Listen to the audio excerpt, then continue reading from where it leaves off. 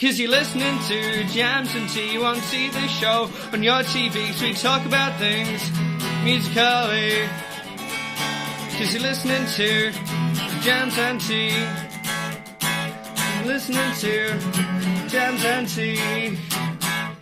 Welcome everyone to a brand new B-Sides episode of the Jams and Tea podcast, where we spill the jams and spin the tea, and I'm here. And the rest are too. Yeah. Hello! Love it when that happens. Perhaps I drank a bit too much bourbon before starting this. No, you fucking nailed it. Perfect. Flawless. So today, Like the band that we're talking about today. today we're going to be talking about Bristol-based trip-hop / industrial / experimental rock band Portishead. So, there's actually not a lot of backstory to give on Portishead. Like I said, they're from Bristol. There's 3 consistent members. Jeff Barrow, who kind of does a lot of the programming. Adrian Utley, who also kind of plays guitar and has a lot of other instrumental contributions. And, of course, vocalist and co-producer Beth Gibbons. So they're a trio. They formed in the early 90s, and they have 3 seminal records that we're going to really dig into today. So trip hop, actually, there's a bit of context we can give, is what the hell is trip hop? Because that is basically what this album is. So trip hop is kind of like a fusion of obviously hip hop, but also kind of electronic music, with a bit of R&B and funk, and a lot of kind of assorted influences kind of mixed in there. And it was kind of like a byproduct of the rise of hip hop in the late 80s, combined with a distinctly British brand of kind of like house music and sort of more esoteric electronic music that was coming around that same time. See, also Massive Attack. Yeah, so Massive Attack's Blue Lines from 1991 is widely agreed, I think generally agreed, to be like the first major trip hop release, and it spawned a number of bands and records in that ilk that kind of explored the possibilities of this kind of sound. And Dummy came in a banner year for this sound, which is 1994. Just a banner year for people with ears. Yeah, really. exactly. Yeah. Also, the year. I Also, the year in which another seminal trip hop record was released, Tricky's Maxinquay, another very, very important record to the history of that sound. But in many ways, Dummy was the future. Even though there were precursors for it, it sounded like the future when it dropped in 1994. It's an intoxicating and enveloping and rich blend of sounds that you really kind of hadn't heard put together in this way at any kind of point up until this. Some might argue you haven't really heard it again since, except on other Portishead records, and even then, kind of. I mean, the thing is, if you listen to like a hip hop record and you're like, I like this, but I also want to feel like I was being given a hug by a tranquilized bear made of cushions, then maybe this music is for you. It's kind of less like a hug and more like a kind of death grip. Yeah, I'll go with Now, that. like Dummy is like a really tight hug, and then there's the self-titled, which is like maybe a hug that goes on for a little too long, and then third, it's like actually hurting you, like actually just trying to kill you. Yeah. But it's like the kind of hug that like gets like down around the base of your spine, and it gives your back a really good crack. So when it lets you go, you're like, Ooh. Oh, that's what I needed. Yeah, I'll go with that. Yeah. So there's 5 of us. So let's just kind of get into it. What a wonderful observation. I think it's fair to say that if any band has ever arrived fully formed, Portishead is that band. Dummy is just one of the most impressive debut records I've ever heard, in terms of how forward-thinking it is, but also how completely perfect it is, and how completely it perfects a new sound. it still carves out its own niche within that space, and it would inspire legions of imitators and fresh voices. Nearly all shades of what you might consider trip hop can be found on this record. The electronic elements in the drum programming, the funk and R&B influence in some of the bass work, both electronic bass and organically played bass, the hip-hop influence in the detailed sampling, and of course the turntable scratching that dominates the first two Portishead records. And you get all these different facets of the sound that are kind of integrated in beautiful and striking different ways across every single song on this album. Yeah.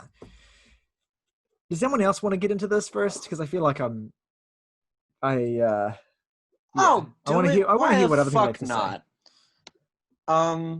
Well, of the people on this podcast, I was the most unversed with Portishead. Just been a blind spot of mine. There's been no real particular reason as to why I never got around to them. I heard one song of theirs in my teen years, and I will talk about that song when we get to the album that has it on it, because it coincidentally ends up being my favorite Portishead song, as well as the first one I heard, even though that's not the reason why, but, you know, cross that bridge when I come to it. But, so, when it came to them, I still didn't really know what to expect, just because, like, you know, I am familiar with the genre somewhat. I am a big fan of Massive Attack. I'd say that, I probably narrowly prefer them overall, but not by much, just because Portishead and in general, you know, they only have 3 albums, but at the same time, it's still like a remarkable run. Like, you know, I challenge people to find a comparable 3-album run that is like as important as this, not even just as good. But Dummy in particular is notable for being, at least from what I have seen, to be the most acclaimed record that they've released, which is impressive considering it was their first. So I will go into that. Portishead's Dummy is a foundational staple of nearly every single genre it manages to cram into itself. Trip hop, electronic music, and even alternative rock music owe so much of their aesthetic, both contemporary and not, to the band, and more specifically to this album. So it's kind of easy to be intimidated by it, as I kind of was for a while, but thankfully I moved past that little roadblock for this podcast. This is the sort of record that's low-key, intricate, and moody, and is basically engineered for people on Twitter who are new to music to check it out and be totally underwhelmed by it. At least that's what it feels like to me. I can so easily imagine so many people checking this out and expecting to be blown away by it, and just, like, not. Which is a shame, because I feel like this record is fucking brilliant and deserves the full attention and context of its audience so that you can settle into its grooves and see it for what it is, that being an exercise in virtuoso musical construction to form one of the most seamless sonic experiments this medium has to offer. The imagery constructed by Beth Gibbons' virtuoso singing and divinely poetic lyricism calls to mind themes of loneliness, heartbreak, disenchantment, and atmosphere nigh unparalleled.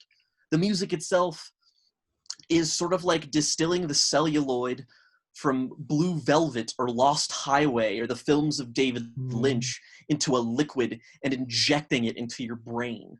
It's something that deserves multiple dedicated listens so that you can peel back everything it has to offer. But once you do so, the complexity of the themes, lyrics, and instrumentation build into something way more holistic than first appears.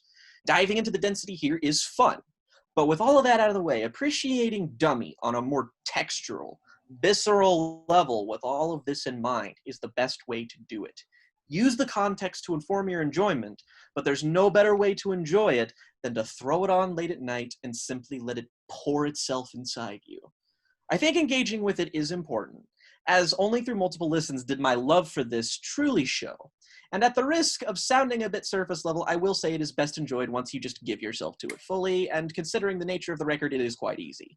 It's very easy to see why this is considered a classic, and I think it is a phenomenal way to introduce yourself to this distinct corner of alternative music. It kicks off with Mysterons. It starts off with an offbeat, infectious groove as Beth Gibbons' impassioned but still tightly restrained vocal performances croon as a cycling drum beat and ethereal instrumental set the tone for not just Dummy, but for Portishead's entire career as a whole. The ambient white noise in the background, combined with the occasional drowned-out theremin, present us with an almost alien atmosphere. Like the song, and by extension this album, is taking place on another planet. The song itself seems to be about the conflict between someone hiding a contradictory internal truth, contrasting with how they seem to appear on the outside. Inside, you're pretending, Gibbons says, but also alluding to the turmoil within lyrics like "still holding on, this ocean will not be grasped," as if the target of the song's subject matter contains an inescapable stretch of water that one can only become lost in and never properly be represented by on the outside. Maybe even alluding to the fact that everyone is, in a way, living a lie, as they can never properly represent their true feelings through the conduit of nothing but words and emotions, as something will always get lost in translation. The song then cycles to its conclusion wordlessly, ending it on a somber, lonely note. Sour Times begins a bit more erratically, with the distant clanging that clashes with an instrumental that invokes the somber longing of Angelo Badalamenti's score for Twin Peaks. It seems to be about being surrounded by a world of illusions and perceived lies and latching on to the love of someone else. Love that validates and even threatens to consume you. The guitars in this song periodically sound like they're taken from an old movie, giving them an electric feeling twang that really adds to the vibe. Strangers starts with an eerie saxophone lead that immediately switches up into an electronic beat with an ominous drone, which calls to mind more Lynchian imagery. Beth's vocals sound like they're playing on a record player in the middle of a large, empty room. The song then sounds a bit more traditionally mixed as the beat comes back in, lyrics calling to mind, focusing on a lone soul desire to guide you through life, as the song itself guides you through its different passages. It briefly descends into a dreamlike twinkle before once again returning to its beginning beat. But each time it does this, it builds more and more, adding more bits of different instrumentals. It feels like you're being guided through an abstract field of imagery represented through sound by Beth's vocals alone, reflecting that soul desire that's being sung about.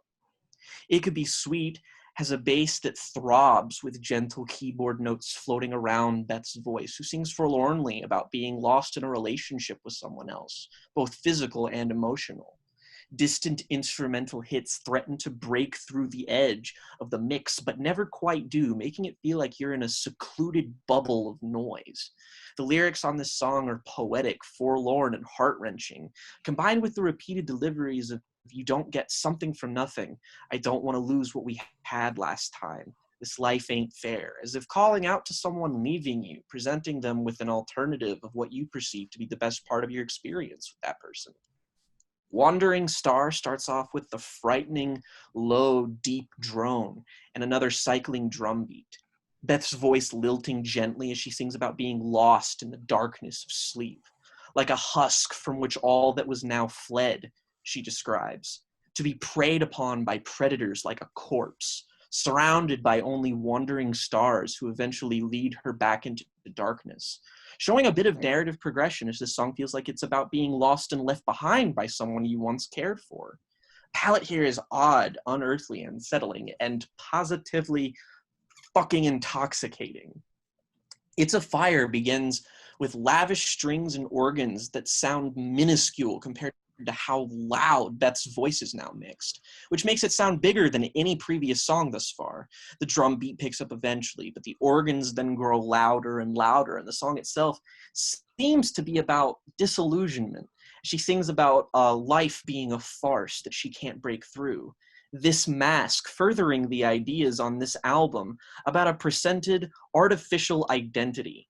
I think it could be easily argued that this song, and the album as a whole on some level, are about a phenomenon called the capgrass delusion, where someone perceives everyone they felt who they once know to be replaced with identical imposters that they cannot trust, imbuing them with feelings of resentment and causing them to become withdrawn and lonely. I think the idea of exploring this concept through these songs is made extra potent when it seems like the person who has left Beth in these songs is the one person these delusions do not supersede, which makes their departure from her life feel all the more heartbreaking and painful. Truthfully, I don't find this particular song as sonically compelling as the previous 5. That said, it's still great, and more than earns its spot on the tracklist with its solid thematic contribution and instrumental variety.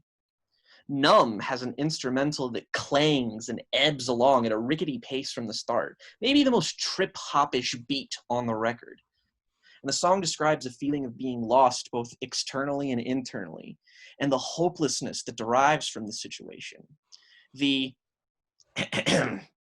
tinny sounding drum hit that pervades the song, feeling like a heartbeat made of hollowed out metal. On the chorus, the electronic progression in the back of the mix is just absolutely scrumptious. On the chorus, the electronic progression is once again in the back of the mix, but the song then descends into a mixed sonic nexus between each transition and its structure, really emphasizing how well thought out and holistic all of these songs are as a whole. I think what's special about this band is that on first listen, or on a listen where you don't even really give it the attention that it deserves, it presents you with very appealing, very pretty sounding palettes that you will likely still enjoy, but it rewards those willing to look further, as there's so much density to the mixing here that it always leaves something new to appreciate. The conflict felt in the song and record is also emphasized by the final lyrics, Beth singing that she is a lady of war, harkening back to the first song in a way, referencing the conflict that she's felt. Roads, one of the best songs on a record that exclusively consists of best songs, starts with a lonely, dissonant drone and some very isolated keyboard hits, but all drowned in a very washed out mix that makes it sound like you're hearing it from another room in a giant building you're inside. More allusions to conflict with the lyrics, "We've got a war to fight," as well as being lost. The refrain of how can it feel this wrong feels almost like a direct subversion of the off-lyrical cliche, "It feels so right," you've heard in dozens of songs over the years.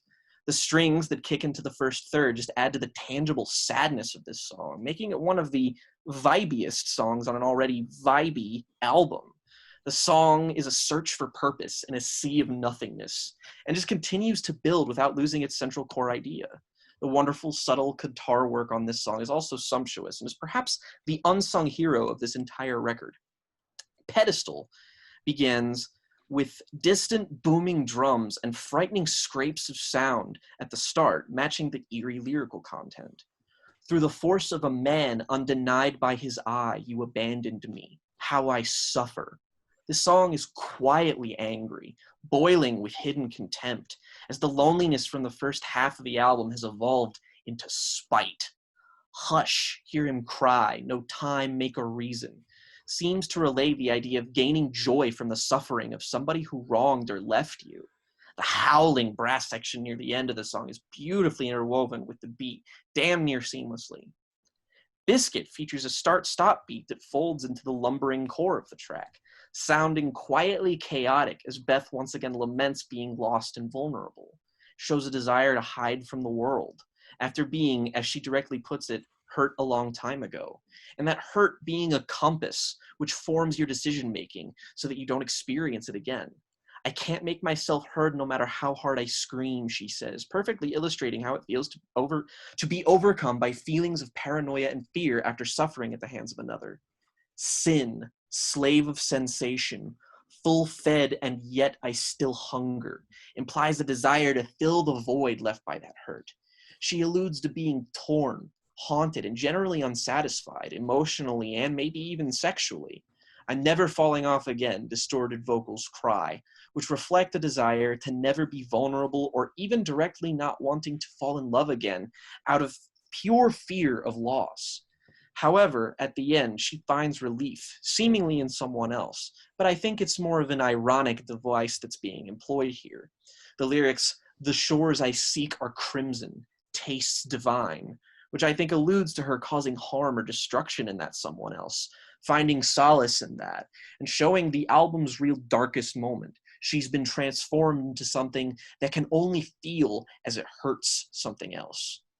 Glory Box brings the album to a close with distant strings and a mellow bass line. I'm so tired of playing with this bow and arrow, the lyrics say, which I think is a clever double metaphor for trying to make others love her, as if she were Cupid trying to fire arrows into those she seeks comfort in, but also a more blunt, violent manner that she may have been using this arrow to inflict pain on others, as alluded to in the last song. She expresses her desire to give her heart away, not to find love, but to not be burdened by it anymore, saying she's been a temptress too long. She then implores someone to give them a reason to love her and validate her womanhood. She feels trapped and wants to break through the shackles of everything that's plagued her here. While dark and moody in both theme and sound, I think it still demonstrates growth. She demands someone to give her good to give her good cause to be deserving of love. She is no longer playing into her lover's hands, but now holds the power to call the shots in her life. This is really emphasized by the next verse, as she says she doesn't want to object to her potential affections to stop being I read that completely wrong. Want the object of her potential affections to stop being a man, but to see things from her point of view and to, as she put this, sow a little tenderness. And the song serves as a demand, a liberation from helplessness, and more a plea for others to live up to her rightful expectations. It is a great and righteous note to end on, as the note demonstrates a sort of liberation in this pain. And generally speaking, I think it is an album that is full of emotional catharsis, but generally is just incredibly pleasing to listen to. Beautifully said, Jack. I loved the lyrical analysis there. I did not think / have the time to really go into that, but that was really well put together. I especially liked towards the end how you were linking back this theme of like isolation and relationship related damage in those last two songs. I wanted to do that with every record just because I knew I was the most unfamiliar, so I wanted to like analyze it and tackle it from a way that I guess I felt equipped to do, just because I don't feel as equipped to maybe talk about the sound as you guys do, even though I try. I'm glad you did, because I didn't touch on a lot of the lyricism myself. Same. And I just think also it's worth pointing out that Beth's songwriting, as she is the primary lyricist for all the songs, at least from what I read, that it's amazing and deeply poetic and beautiful and like really deserves to have your attention put toward. Yeah, and I'll add, you've said a lot of the things I was already going to say, so I'll just kind of add to what you have to say. I'll be much shorter. This is an immaculate record from a production standpoint. Truly. There's just so much to dig into in terms of the richness of every single song here. You've already kind of shouted out the beautiful tone setting of Mr. Ons with the theremin, which is such a gorgeous instrumental addition. You'll find across this discography, every so often, there will be like an instrumental addition that most, like 95% of bands would have never thought to put in there, but just elevates the song so much. And I adore the theremin in Mr. Ons. And I want to shout out as well, like, you get a lot of this particular style of beat in Portishead with this kind of clattering start-stop beat that has this real edge to it. And I'll talk a lot about the beats as we go on, but just real... We have to give real props here to Jeff Barrow for the production on all the beats in Portishead's music. Like, it's so easy to overlook just how intricate they are consistently, especially on the first two records where there's much more of a focus on making them feel kind of fuller. But yeah, just Mr. Ons just has such an iconic beat that you just, if you heard it in isolation, you'd immediately think of that song instantly, even if you hadn't heard it in a long time. And in Sour Times as well, the use of sampling, that clattering metallic sample on Sour Times is so like unusual and shouldn't work as well as it does, but it just does. the twang to the central melody on this track is really kind of like nice and almost kind of like gives it a bit of a Western feel. That's not the last time we'll say that about a piece of music from Portishead. And just how charismatic Beth's vocal performances are consistently. Like, she finds a way to infuse everything that she sings with this kind of like addictive, hooky quality. And I just like, I will find myself completely without warning having that "nobody loves me, it's true, not like you do" from Sour Times in my head, just for no apparent reason, all the time. I adore the shuffling beat of Strangers with the jazz band samples that evoke this kind of smoky club atmosphere in the song. And I want to shout out one particularly distinctive sound on this record, an instrument that is used, I think, on all Portishead records, but especially the first two, to great effect. And that is, Jake alluded to it as the keyboard, but it's specifically a Fender Rhodes electric piano. And it is basically inseparable from the Portishead sound. It's on so many of their best tracks. It appears really notably and It Could Be Sweet. It's the driving force of that song. It's played beautifully by Jeff Barrow, and it adds an almost bluesy tone to the track, which I really dig. I love the vocal performance on this song. It's so kind of subtle and tasteful. There's points at which Beth seems to affect a kind of almost French accent subtly and only on certain lines. But it's like it's the kind of thing that with a weaker singer that has less conviction and poise would completely fall flat. But whenever Beth does kind of affect these strange inflections, you just kind of go with it because she sells it so well in the way that she sings. It's really, really nice. And then you go from that track, It Could Be Sweet, which is this kind of like softer and intimate, kind of erotic song, basically, to Wandering Star, which has these darker minor key melodies. It feels almost doomy. It has a clanging beat that's much more violent than the previous track, and a really smooth bass groove. One of my favorite lines on the record lyrically: "Please could you stay a while to share my grief, for it's such a lovely day to have to feel this way." It just sends shivers up my spine. The way she gets those lines like that across. It's deeply melancholic, but it doesn't linger in the melancholy to the point of milking it. It just feels like a genuine expression of sadness that helps that her voice is fucking sexy as hell. Yeah. Totally. Yeah, it's completely seductive is probably not the best word, but it is, I think, an appropriate word. Unless it decidedly isn't. Yeah. Look, and another thing that I need to shout out instrumentally is the incredible guitar work, often very subtle, but sometimes not subtle, of Adrian Utley. It's very easy, I think, to overlook Adrian's contributions to Portishead's music, although you'd have to be kind of an idiot to do that. But what I mean is you have Beth's voice and Jeff Barrow's drum programming are the two things you think of instantly when you think of Portishead, but it's what Adrian brings underneath those things, the bass work, the guitar work, the strange, weird instrumental inclusions that really elevates Portishead from being a pretty good band to a really great one. And something that didn't surprise me to learn when I was doing a bit of research is that Adrian Utley actually used to play with Art Blakey and the Jazz Messengers. So he has the pedigree instrumentally going into this. Fucking shit. How old is he? I'm not too sure. It must have been a later iteration of that band, but I did One read would that. think. I did read that. Old enough. Yeah. So. Yeah, his playing adds a lot of impressive character to the record. He is, of course, the one responsible for the theremin and Mysterons, among other things. The Hammond organ in It's a Fire. What a choice. It actually recalls the final albums of Talk Talk, of all things, I think of when I hear that. And it's beautifully countered by Adrian's richly textured bass playing. You can feel the organic bass playing on this track. The best thing in this song, which is just stacked with so many great details, is the progression of the vocal melody. Oh my God.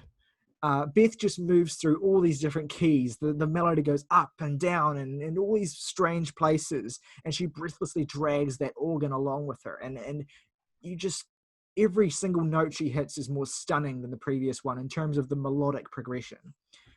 Stunning song. I adore it. Probably worth adding as well that on the original UK release and the vinyl of this record, It's a Fire is not actually on the album. It was added later to later editions. But for me, I'm glad it's there. I think I think it adds beautifully to it. I love the clanking, sinister beat of lead single Numb, which Jake has already alluded to. That song also incorporates the Hammond organ, like It's a Fire does, in a much more unsettling fashion. And in a song like this, to hit this kind of like really basic sort of trip-hoppy, aggressive sound, to incorporate the organ like that, real creativity there, and just genuinely impressive. Rhodes, I think, is the single greatest achievement of this band, though not for lack of competition. The lingering, again, you get that lingering, I believe, electric piano that opens it in isolation. It's already kind of crushing before Beth's vocal even comes in. And then you have the string arrangements, another thing that Adrian Utley brought to the song that would not be present if not for him. Beautiful arrangement, just really emotive, at times just overwhelmingly so. And Beth's singing is a masterclass here in devastation. She wrings all of the pathos possible out of a line like, "I've got nobody on my side and surely that ain't right," without overplaying it. You really feel like, fuck, that isn't right. What the fuck? Who's done this to you, Beth? I will find them. It really comes, or it seems to come at least, from a place of deep, embedded and experienced sadness. And I really respond to that. Pedestal is a little more understated, but it has more fantastic organic bass work from Adrian. I would even go as far as to say this song is the best bass playing on the whole record. It's a very creative bass melody that I'm like, oh shit, that's really good. And then you have these shuffling beat breakdowns that kind of interrupt the track. And to me, the drum pad programming in those small breakdowns in the song, basically identical to the drum programming that Massive Attack would employ on Mezzanine on a lot of tracks. Reminded me immediately of that. So there's a clear point of influence. The song also, Jake has already alluded to, features a delicious trumpet solo from Andy Haig. And that's a perfect little detail that I think is what elevates this song to greatness. The eerie vibe of Biscuit comes at a perfect point in the record's second half. We get more of that fantastic Rhodes piano playing, courtesy of Jeff, driving the track. And Jake's already alluded to the vocal sample on this track of Johnny Ray's I'll Never Fall in Love Again. Perfectly adds to the atmosphere and complements the lyricism in ways that Jake's already beautifully said. And then Glory Box is just one of the best closing tracks of all time. The best vocal performance, again, I hate to reuse the word masterclass, but you listen to it and you just think, these other singers need to be stepping up their game. Like it's an incredible piece of blues singing. Her vocal performance is snarling, but also beautiful. It goes all over the place emotionally. You start off with that kind of lower tone, and then she goes up to this beautiful tone at other points of the track. I can't sing, so I'm Have you considered a career in vocal acting? No. Look, Tyler, when comparing yourself against Beth Gibbons, that comparison, you could be the best singer on earth, and your comparison wouldn't come up favorably. No, I was trying to evoke the tone that she uses without necessarily hitting the notes. But yeah, amazing song. And then Adrian Utley's guitar solo on this track, just squalling, and again, very bluesy and super moving. It's probably, I had thought about this for a bit, it might be my favorite guitar solo of the 90s. It's just super, super, super impressive. It's not showy, there, it just adds the perfect amount of emotion to the song, to the bridge of the song anyway, while Beth isn't singing. He said, what if blues solo, but with Kirk Hammett-esque wah pedal? Yeah, that's a great observation. It does have that kind of sound, eh? Yeah, amazing record. I think this is a flawless album. I mean flawless. I think every single song here is perfect.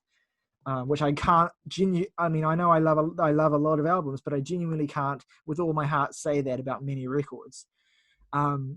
Yeah, amazing. Also worth mentioning as well, Dummy won the 1995 Mercury Prize, and it beat out PJ Harvey's "To Bring You My Love," and Oasis's "Definitely Maybe," which tells you the pedigree of that year in terms of British music. It was an incredible time.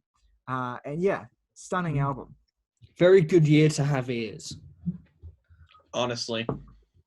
I mean, fucking, wasn't Illmatic that year? Wasn't fucking the Downward Spiral that year? Illmatic, the Downward Spiral, Super Unknown, Biggie's God. Ready to Die, Definitely Maybe, To Bring You My Love. I mean, I could, there's like 30. Jeff Buckley's fucking Grace. There's like 30 10 out of 10 caliber albums in that Why year. couldn't we have been doing this podcast then? When podcast didn't exist. Yeah, because none of us were born. I can't wait to be negative 3 years old so I could talk about Manic Street Preacher's Holy Bible. Oh, Jesus. This is just it's the year of the best music Sad bastard that music. makes you wish that you were not alive. Dummy's a fucking ray of sunshine compared to all that shit. Okay. Portishead. I too had only heard one song by them before doing all of this, which we won't talk about because it was a non-album single. It was their cover of ABBA's SOS for the film High Rise, which I like very much.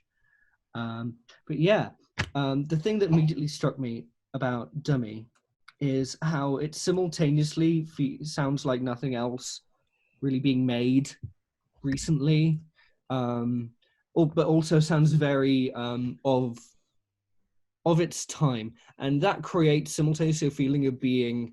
I can hear that it's not a new record, but it feels fresh. So it's this very strange sort of nostalgic kind of thing. It's like someone made Nostalgia Wave record now, and I found that very compelling, which is completely coincidental to the record. But I also understand why maybe music Twitter people might not get the measure of this record on first blush with it. I mean, I did. I thought it was fucking amazing the first time I heard it. But there's production choices that hold you at a distance, quite intentionally, I think. But I can see why one might be like, man, this record just left me cold. And I'm just like, just sit down and vibe with it. Come on. I think this record is, again, fucking excellent. Any music that has a theremin in it just makes me buckle at the knees. Speaking of the opener, Mistrant, which is excellent. It has this very hypnotic beat, these haunting wailings. It's very sparse mixing. Makes me feel very outside of the record looking in. Sour Times, yeah, it almost sounds kind of Bondy. Yeah, I make a direct comparison to James Bond themes on the next record several times. So do I. Glad So do someone I. else did that. Perfect. Yeah. I also wrote Let Love In as a note here. I think the guitars reminded me a bit of that record. Also 1994. yeah. Jesus Wow. Christ. Yeah. That's Wow. crazy. That's crazy. And speaking of PJ Harvey, who was on Murder Ballads, I think. But anyway, yeah, Strangers has these lovely jazz samples and these sort of blaring synths that transforms, that sort of gives way into these very faded vocals and guitars. It feels like being drunk and high 3 a.m. in Mexico. And I love it. And it couldn't be sweet. It's very sort of peaceful, lovely, and has this very constant hi-hat going on that just adds to this really hypnotic feel, just gets you really drawn into the music. And I loved it. Wandering Star is, of course, amazing. It's really haunting lyrics. It's very soft vocals, partnered with dour, brutal synthesizers. And that dichotomy a lot of what I think about this record is like it makes me feel a feeling I can't put my finger on. It's simultaneously very involved, but also distant, and it's hypnotic, but it's also very involved. And And that dichotomy, I think, captures those conflicting elements in a way I like a lot. It's a fire, is a bop. It's very organ driven, as close as the bop the record gets. I love the steel drums on Numb. Linkin Park can eat shit. I love the samples and prodding eerie bass. Rhodes, whenever that really echoey snare is hit, it just feels amazing, and it perfects that really sort of Bondy feel. Those shimmering and wobbling synths and strings. Pedestal is one of my favorite songs on the record. It feels like space lounge jazz, and the solo is excellent, although it's just the cherry on top of a really atmospheric and beautiful song. Biscuit is really lovely synth work and lyrics and production, and the refrain of Never Fall in Love is excellent. Glory Box. I've been a temptress too long. I love the story this song paints with its lyrics. It's a beautiful way to close the record, and those guitars, beautiful. There is not a song here. It's excellent. Even now it feels like a landmark record. Like it holds up so wonderfully. And yeah, I almost want more music to sound like this, but it wouldn't be as good. Yeah, I think it's excellent. If you are going to like Portishead at all, this is probably the record to start with. Yeah, I fucking dug it, man. Just go in knowing it holds you at an arm's length a little bit, but when you give yourself over to the record, like the best of them, it pays dividends. Yeah, I mean, if you find yourself unable to handle the atmosphere of Dummy, just don't listen to the self-titled or third. It's a losing battle. And consider permanently logging off. Yeah, I mean, it's just you don't smoke nearly enough weed, clearly. Yeah. Right. Well said. Who would like to add to the discussion next? August, you want to go last? Cool. Neato. Well, so yeah, Portishead's Dummy. Just Rude. One of the what did you say to me? Actually, didn't hear you. What did you say? You said Portishead's Dummy, and I said rude. It's a bad joke. It's fine. Just let it go. Let it die. Well, I got a worse one for you because this record's dummy thick. With good music. Dad. Okay. The James T podcast is over, everyone. I was gonna save that until after I talked about how emotionally affecting this album is, and now I've just shot yourself in the foot. Yeah. Well, anyway, I think that it's really quite common when you have the endless access to music that we do to find a new landmark record that is the best thing ever pretty much, every week. But much rarer than that is finding a record that lives up to like every bit of the promise that a sort of landmark record, the sort of the hype that has around it. It's rare to find records that fully live up to that. And Dummy is one such record. Listening to it the first time around probably March, I want to say. It was definitely earlier this year. I was put in a similar mind to the first time I heard Joy Division's Unknown Pleasures. Not even in the sense of like the tone, or definitely not the sonic atmosphere, but just the feeling that something came out of nowhere and it came fully formed and perfect. I think even rarer than finding classic records that fully and completely live up to their hype is finding, particularly sad or, depressing albums with depressing atmospheres that actually get under your skin in a way. Because it's of all five of us spend a fairly significant amount of time listening to the now trademarked sad bastard music, and we pretty much just inhale that stuff. And that's going to be our first T-shirt. It's just sad bastard music. That's not a bad idea. Wait, I'm sure that T-shirt exists because I did not make it up. At any rate, it's rare for me, at least, to find an album that I fully emotionally connect with on every single level. It's especially with sad music. I feel, at least recently, I have to, or not that I have to, is that I end up keeping it at a sort of a distance, just because, it's like part of it's a willingness to, or a lack of willingness to put yourself in those shoes fully, and part of it's just,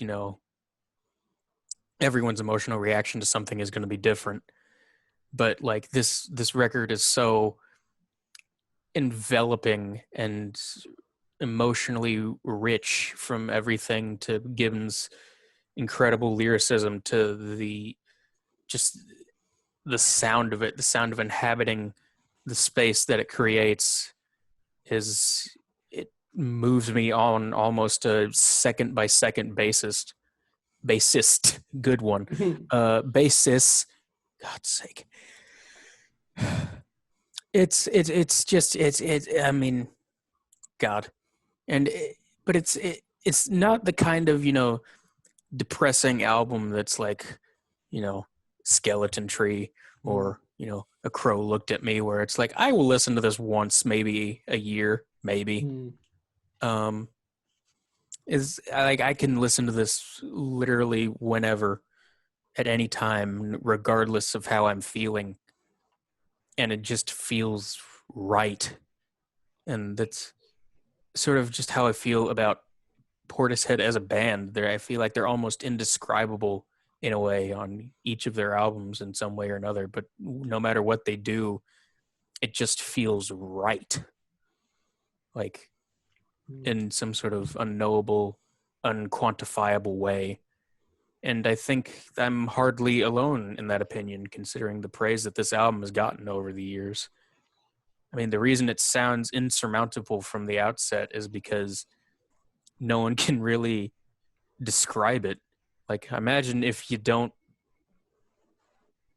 not, getting on board with it, hearing people describe it sounds like, me and Jake listening to people try and describe why Miami Vice is good.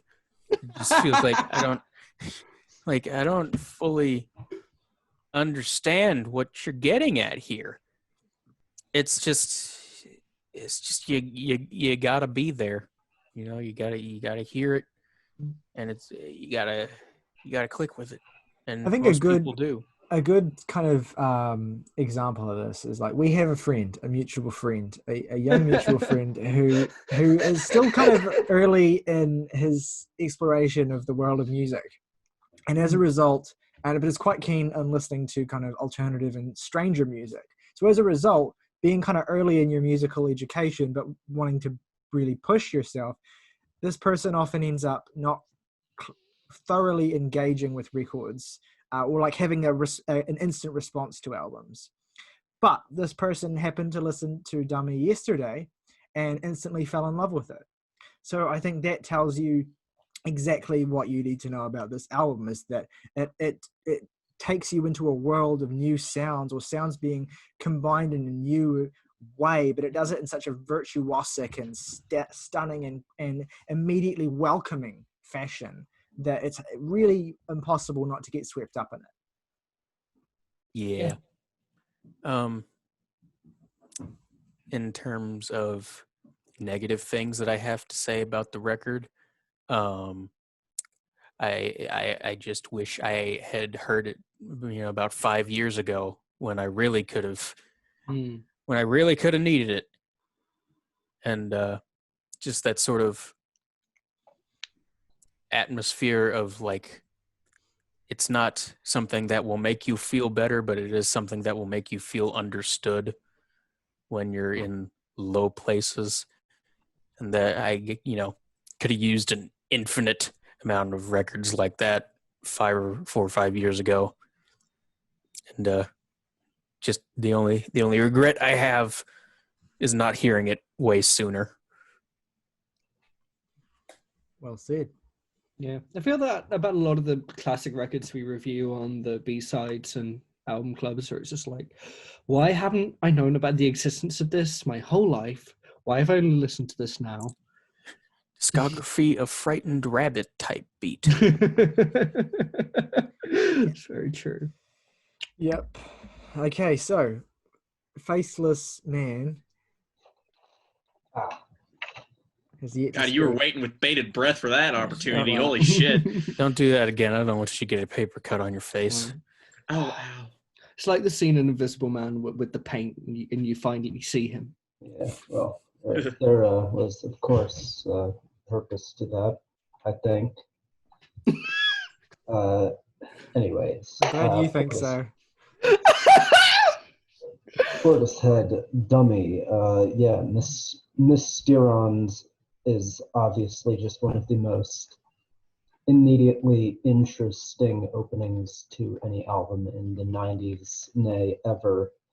And the title, of course, coming from the show Captain Scarlet and the Mysterions, which was a show that was made entirely through puppets, kind of like Thunderbirds and whatnot, which is an incredibly fitting metaphor for the album and a lot of its thematic content. I mean, it's an album that I think perfectly embodies just emotional emptiness of like some kind, or really any kind, based across all of the songs you're hearing here. And I mean, of course, yeah, there's the aforementioned theremin tone on this song, which is just gorgeous.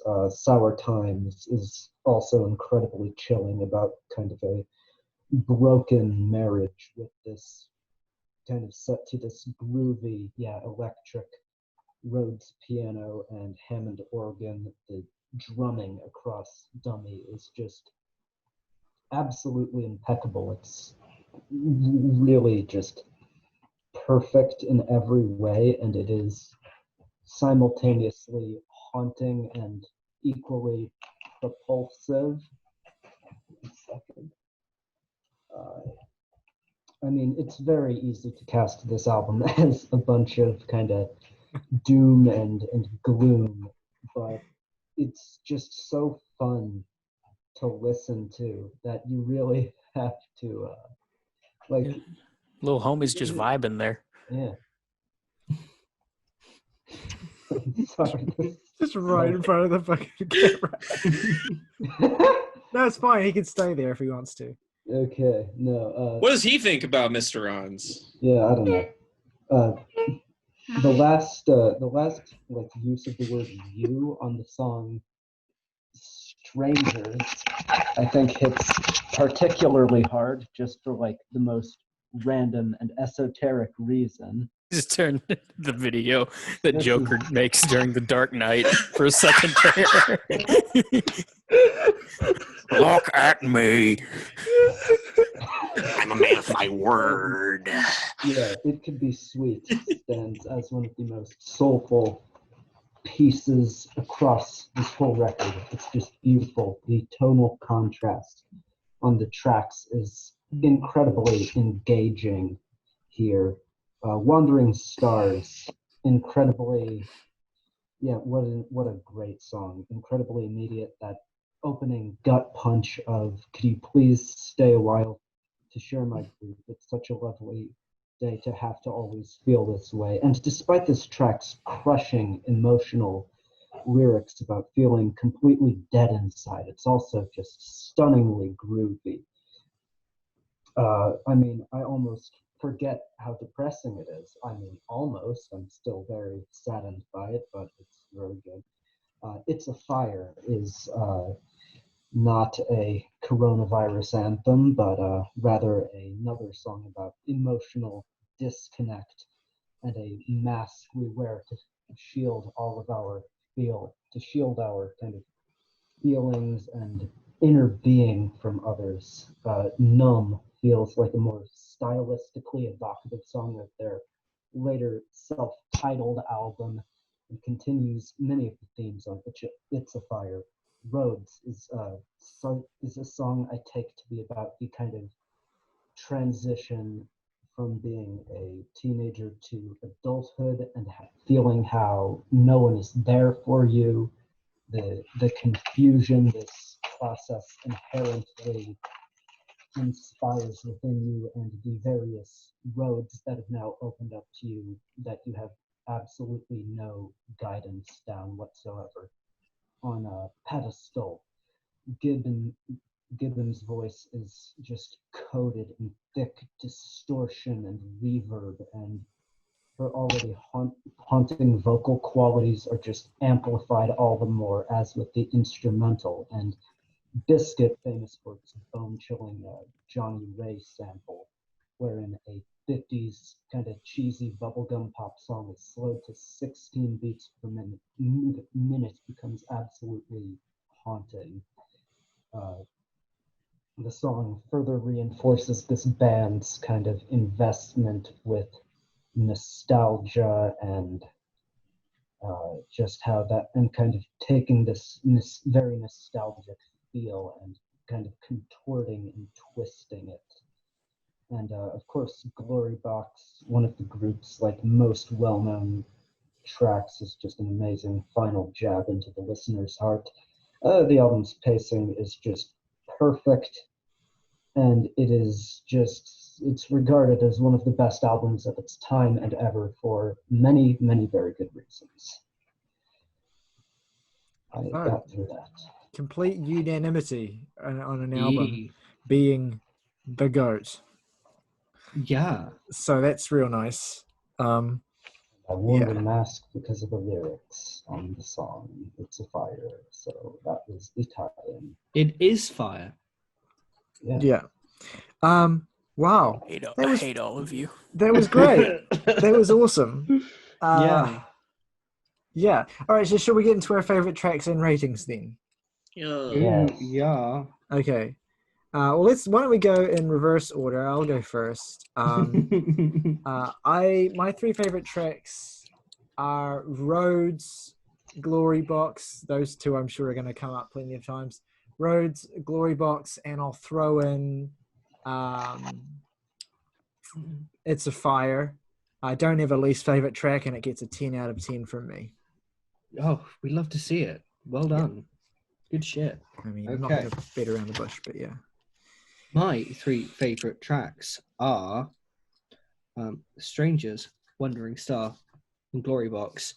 And I'm giving the record a 9.5. Beautiful. Give it a 10. Just for uniformity. I'm so sorry. There is a 10 coming up from me, so. Yeah, Morgan. but okay. Yeah, I know. I was really, really hoping this would be the one album five of us could give a 10. I knew it wasn't happening, so I am not disappointed. He did. He said as much yesterday, and I was like, "Fuck, he's probably right." That's fine. I had three tracks written as my favorite, but they've all been ones mentioned yet. And since really my three could be like literally any song on here, I am going to shout out Mr. Ron's it could be sweet and biscuit. But my initial three were Rhodes, Glory Box, and also biscuit. I love that philosophy, Morgan. You know, I mean, it's just it's fucking flawless. no, I no, respect it. no least favorite tracks. Mhm. Don't be silly. 10. Oh, beautiful. Beautiful. August. Okay, yeah, my 3 favorite tracks are Miss Skiron's Wandering Star, Glory Box. Least favorite track doesn't exist. This is, of course, getting a 10 out of 10. It's amazing. The August 10. There must be like what? You must be able to count the number of August 10s on your hands. I think you can. It's like August. Two of them are Mars Volta albums. So. Yes, that's When you- 2. when you said yes- Microphones. Mm-hmm. This. Mm-hmm. That one King Metallica, Cruel album. too. Well, I was just talking about on the show. Oh, just on the show, then 6, yeah, I think. Yeah. Wow. King Tough, by the way, is what King you're thinking of, Tough, Tyler, not it King is. Is Cruel. that, is Oh, that not what I I think- said? August also gave 10 to Ride the Lightning and Master of Puppets, I think. Yes. Yeah, so that would be the remaining 6. 2. Yeah. 2 hands. You Yeah. can do My, it. my question for August is, when yesterday you predicted this wouldn't get a unanimous 10, did you think it was me who wouldn't give it a 10? Oh, I definitely did. Yeah, it was you, and I also pegged Jake, possibly. So As did I. Uh-huh. You can always tell when it's a classic record, someone that we're going to talk about, that someone's not going to give a 10 because they'll never talk about it. Like in the leading up to it. Like if it's a 10, like they can't help themselves, they have to talk about it. But yeah. Anyway. Jake coming in with that 8. Oh, that would Now, hurt. now. That would hurt. Now, Morgan. Have a little bit more faith in me, please. I'm Oh, fucking an with you. 8.5? Jake, what are your favorite Kiss my tracks on ass. Dummy? My 3 favorite tracks are Wandering Star, Roads, and Strangers. And my least favorite track is It's a Fire. And Ooh. Jail. I will give the album a 9 out of 10. Would Ooh. the OG version not having It's a Fire change your rating? Probably not, just because the second lowest rated song on that album is right next to it, and that's Numb, which I still really like. It's a good song. It's just Yeah. not as good as the other ones. Fair enough. But it is, though. But it is, though. Excuse me, sir. That's still gotta Mother, be. get my celebratory diaper.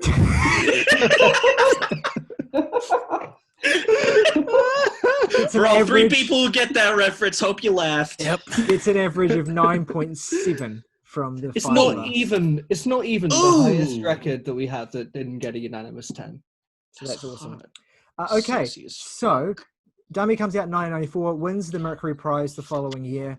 Then we shift to 1997. They recorded, I think, without trying to build it up, they just kind of released their self-titled album, which I have a lot to say about, so I'm going to go first if that's all right. You do it. I really like this album. Like, I really like it. Yeah. So, an even more unsettling vibe is immediately established from the clashing tones, general loudness, and wicked vocals of Cowboys. You can immediately tell this is something different, even if the general sonic palette is similar. Adrian Utley's guitar on this track is downright ugly, and there's these doomy string samples that look ahead to the darker sonic palette of Third.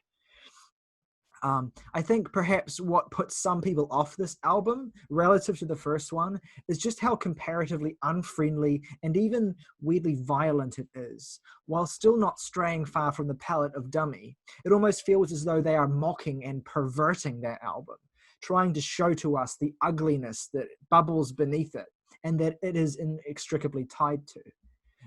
Self-titling it foregrounds that. This is the real Portishead, the less clean, less polished, more content to fuck with you and twist their aesthetics into more morbid preoccupations. And to be honest, I think they succeed in spades, and it is never at the cost of building enveloping, detailed soundscapes and song arrangements. Before I get into it, I will say this is a record that has grown on me a lot over years. Always used to be my least favorite Portishead album. Always used to just not be able to quite connect with it in the same way I could connect with the other two. But really digging into it, and especially in analyzing it track by track, I really came to appreciate how basically perfect every song is here. In the same sense that the songs are perfect on Dummy, in the sense that every track has an arrangement that is intricate and detailed and creative and perfectly adds to and builds on the mood of the record. All Mine plays like the theme to a Bond movie in which Bond dies. It's a resident unsettling blare that suggests the villain's victory. You have to be all mine in the lyrics. Undenied, by contrast, is one of the softest tracks the band have ever produced. It's led by this incredibly lonely tone that I'm pretty sure is a Rhodes piano. It is just an incredibly isolating and depressing sound. Beth sings of love in this track as this unstoppable force that tethers you to someone, almost making it seem like a curse. In the lines, "Now that I've found you and seen behind those eyes, how can I carry on?" Her voice sounds like it might break any second, and these lines are just so slowly delivered. Real pace here. I adore the way she shifts from a higher, almost panicked and unintelligible tone on "So Weird Is My Heart" to a lower and more definitive sigh of defeat in the final word of the line, "belong." I think this is the most underrated Portishead song by far. One of the most beautiful pieces of music they've ever done, and one of the most haunting songs I've ever heard in my life. Amazing song that if you don't remember it too well and you're listening, I encourage you to go and listen to it right now. It's stunning. Well, you'll be happy because it's definitely in my top 10. It might be in my top 5. Let's fucking go. It's Which amazing. song was that, Tyler? Undenied. Good song. The slowly accumulating dread of the album reaches an early fever pitch on the absolutely unhinged horrorscape of Half Day Closing. Note how the drums in this track, which are played live here, I think for the first time on the album, are panned really far to the left in the mix, stereo mix, as Beth's voice surges across it. It sounds desperate, but held back, muffled. It almost sounds like a captive hostage. Adrian Utley's Moog synthesizer contributions here are bone-chilling, and when his guitar comes in to build the atmosphere, it sounds detuned and off. Beth's vocal eventually just kind of devolves into this shrill and contorted shriek, and which kind of just dissipates and disintegrates in the mix, and then the track slows to its finish. It's a very difficult song to listen to. And it just hurts to listen to at times. It's physically painful. But I adore the shit out of it. The unnerving and lone guitar that opens over continues the record's doomier, more suspenseful vibe. It's over a minute of Beth just singing alongside this single looped figure before this enormous drum pattern kicks to life. It's almost a distorted, blown out drum, but it contrasts perfectly against the other more spare elements of the track. And what it does is it gives the effect of a monster trying to consume Beth as she sings, "This uncertainty is taking me over." The uncertainty actually takes a physical form in the track, which is just an awesome marriage of lyrical content and sound. The scratched vocal samples on this track add to that kind of animalistic and brutal feel. Really, really good stuff. Then you get the record's centerpiece, the 6-minute humming, which is an opus that leads off with these eerie Moog tones that almost resemble a theremin. And then the beat, when it comes in, is heavy, clattering, almost overwhelming, like it was on the previous track. Has this 3-note string sample, dum, dum, dum, laying beneath it. The progression is slow here, as has been throughout the album. And perhaps that's another reason as well that people had put off this record. It's a record that creeps and lumbers where Dummy glides. It takes a particular mindset and a great pair of headphones to fully appreciate the genius of the compacted and violent soundscapes that Barrow, Utley, and Gibbons have created here. There's even like, once you really listen to humming, you'll even hear like a glitchy melodrama to its underbelly during the extended instrumental section. There's like a battle beneath the surface of this track between these crackling, beeping electronic tones that threaten to bubble up and destroy the surface of the song.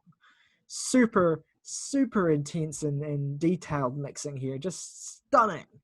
Morning Ear has another heart-wrenching vocal from Beth, and it's the return of Adrian's insistent and irresistible organic bass playing. The beat is less aggressive on this track, it's softer, and it almost has a quality of feeling like it's kind of swimming across the rest of the mix.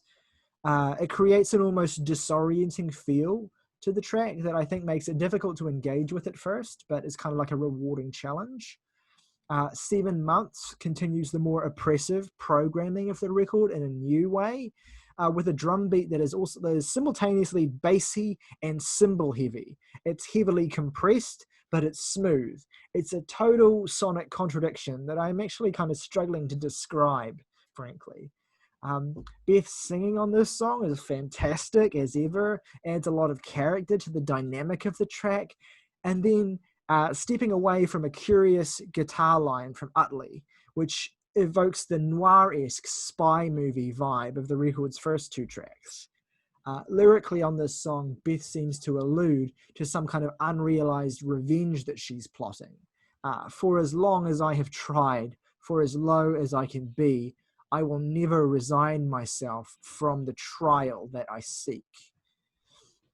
Great song. And also, did I say spy movie vibe?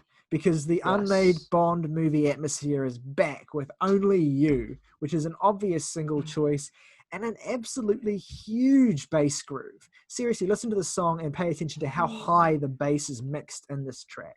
It's enormous. It weaves in and out of Beth's vocal line, and the beat itself actually takes a bit of a back seat comparatively to the other tracks on the record.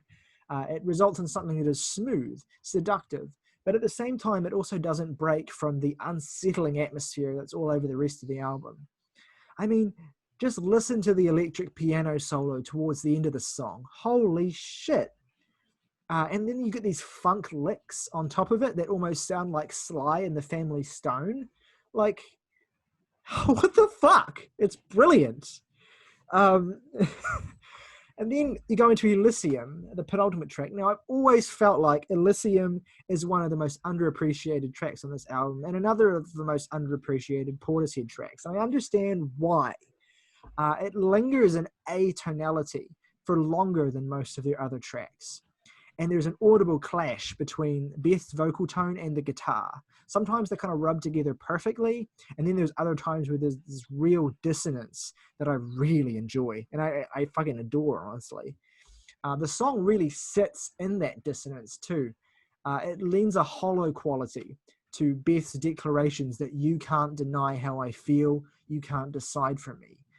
Again, another perfect marriage of what the lyrics are doing, and then the instrumental was kind of commenting on it and kind of maybe undermining it a little bit. It's this beautiful tension that actually creates meaning through that relationship. And that's the sort of shit that you don't pick up on necessarily the first time, but that really kind of reveals itself to you the more time you spend with this record. The eerie guitar and piano break midway through this song comes out of nowhere, but it adds a whole new flavor to it. Almost has a Latin quality. It does this thing where it resolves from a minor to major keys and then down again to minor, before the squalling guitar just rips the midsection open back to the beginning of the track. Amazing song, Elysium. Western Eyes ends the record on a suitably bluesy and low-key moment. It has these portentous piano chords and eerie string rushes, and also this kind of vocal sample that's actually sort of presented as though it's like a 50s track sample or a noir movie sample like you got on Dummy, but actually it's created by the band. It's not a real sample. And it ends the record in this really kind of like smoky vibe. It really creates the feeling of that cover, that black and white imagery, and it's like super fitting closer. But yeah, amazing album. Easy to overlook with regard to how immediately welcoming Dummy is and how challenging in its immediacy third is. But there's so much here to love. I think this is every bit as good as Dummy, to be honest. I understand if other people don't quite love it as much as Dummy. I actually really get that. I do. But for me, it's just every bit as impressive. And in many ways, I feel like I have an even stronger relationship with this record because of how it's won me over with time. Dummy's this thing where I instantly loved it, and I've always felt that way about it. But this record, I feel like I've gotten to know it, and I have like more of a relationship with it. I know that sounds kind of stupid, but it is just the way I feel about this album. It's really special. Yeah, and I wanted to really get that out there because I feel like it doesn't quite get as much love as it deserves. Yes. Somebody just put the Chad yes up. Yeah, Yeah. definitely. Yeah. I don't quite love it that much, but I think it's very good. But yeah, I totally feel where you're coming from because honestly, I would challenge anyone to listen to Dummy who's loved Dummy to listen to this record and not think it isn't at least brilliant. I just think like a couple of the songs slightly outstay their welcome. But that's just me. And it's only a minor issue. But I prefer Dummy, it has to be said. It does, though, contain my favourite Portishead song, that being Only You. Great Good choice. choice. Thank you. Yeah, I also highlighted the bass in my notes. Just the trip hop beats of the song are so well done. I love the sampling, and the v at the beginning of it. It's just so satisfying. Well done. Yeah, just years of frustration lay side by side. Yeah, it's only you that can tear me apart. It's got a solo in it that slaps. Yeah, and I love it so much. Yeah, super jazzy as well with the electric piano solo and just the funk licks. What it reminds me of a little bit towards the end is like fusion, like early 70s fusion. Yeah, absolutely. Yeah. Yeah, I actually love that. I think the jazz influence on Portishead's music is probably a bit stronger on this record. Yeah. That's really satisfying to see come through a bit more because it's one of my favorite elements of Dummy. Opener Cowboys, it's more eerie and haunting than sort of what Dummy are going for, which I think you kind of touched a bit on what you talked about. Again, it's quite jazzy, it's quite chaotic, it's very eerie, and vocal delivery is some of the best that the band has done, and the guitars are insane. All Mine has these just huge brass jabs that I feel like I'm being like punched in the face. It's just and the guitars are crushing. I love that song so much. You already talked very well about Under Night, so I'm gonna touch on that one. It feels like a warm embrace full of spikes.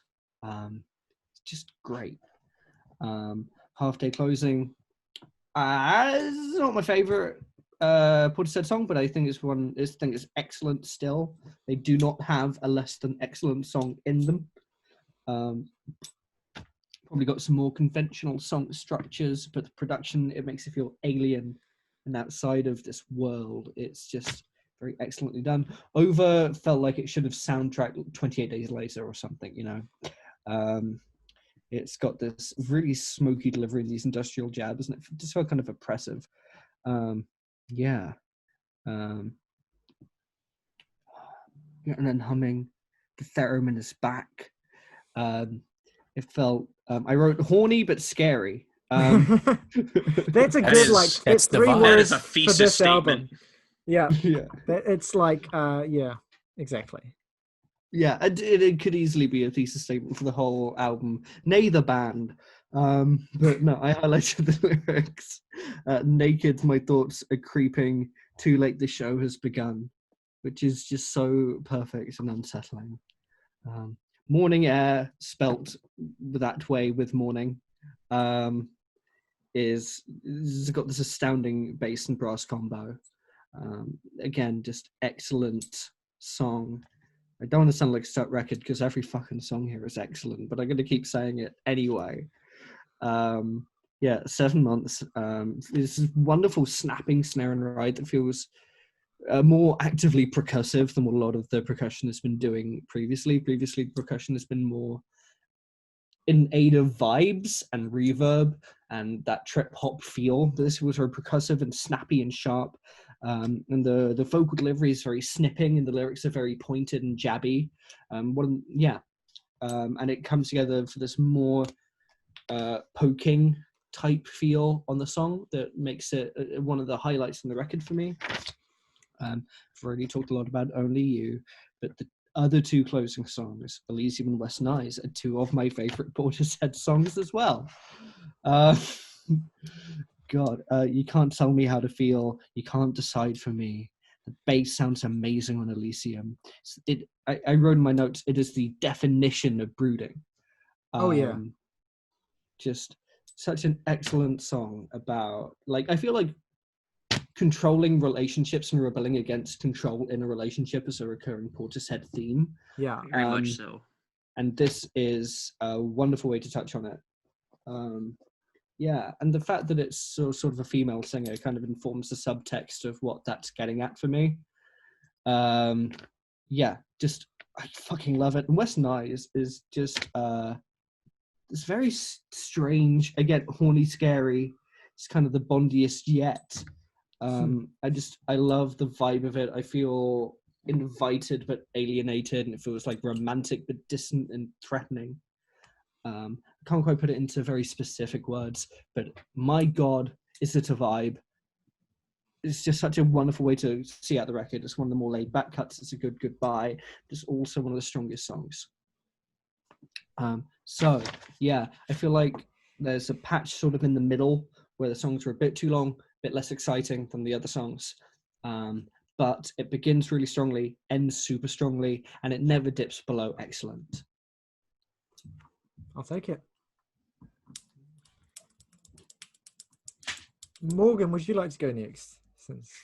Sure.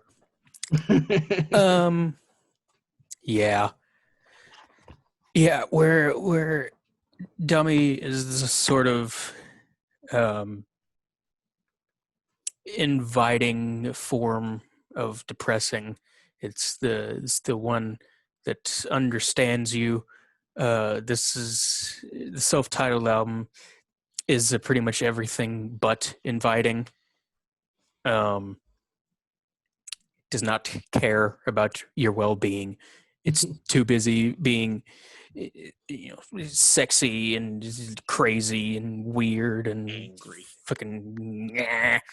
And it's so good. It's the way that it's so good. Yeah. No, not surprising in the slightest, considering the pedigree. But my God, this album sounds amazing just across the board. I would say even more so than Dummy in terms of just achieving what they were going for. Although obviously Dummy is a masterclass in how to make a thing that sound good. Is just harsh, but never cold. It's just it's like a I don't know how to fucking describe this music. This is a terrible idea. Do this episode. I have no words. I think pretty much everybody who's gone so far has touched on what I wanted to say in great length anyways and did it better than I could. So I just pretty much co-sign Tyler's review in full, except I will say that the one flaw that this record has really just means the thing that holds it a bit back for me. It's just that I think 7 months is just a hair redundant, just because it invokes very similar feelings and sounds to me that Cowboys does. Um, I say that, and I still wouldn't take it off the album. But I do find it it does harm the pacing a bit, just having two things that sound so similar on a very already atmospherically consistent album. I don't know.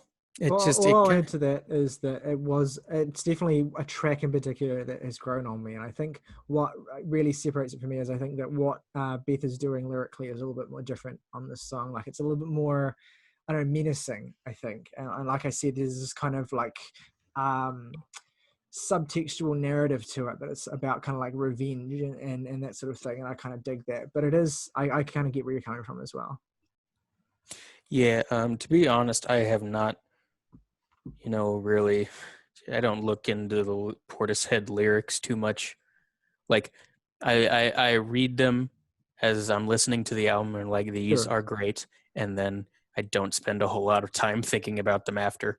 No, sure, that's fine. Because just the draw for me is the atmosphere, the sound of it in every element. Beth's voice go burr. Which is more like Jeff. What's his last name? Jeff Gibbons. No, damn it. Jeff Rosenstock. Shut up. Jeff Mangum. Barrow. Thank you. More like Jeff Barrow go burr. Why you made that take like 3 minutes when I just couldn't remember the guy's last name, and I just wanted some help. And you're like, "Oh, Jeff Manganese." I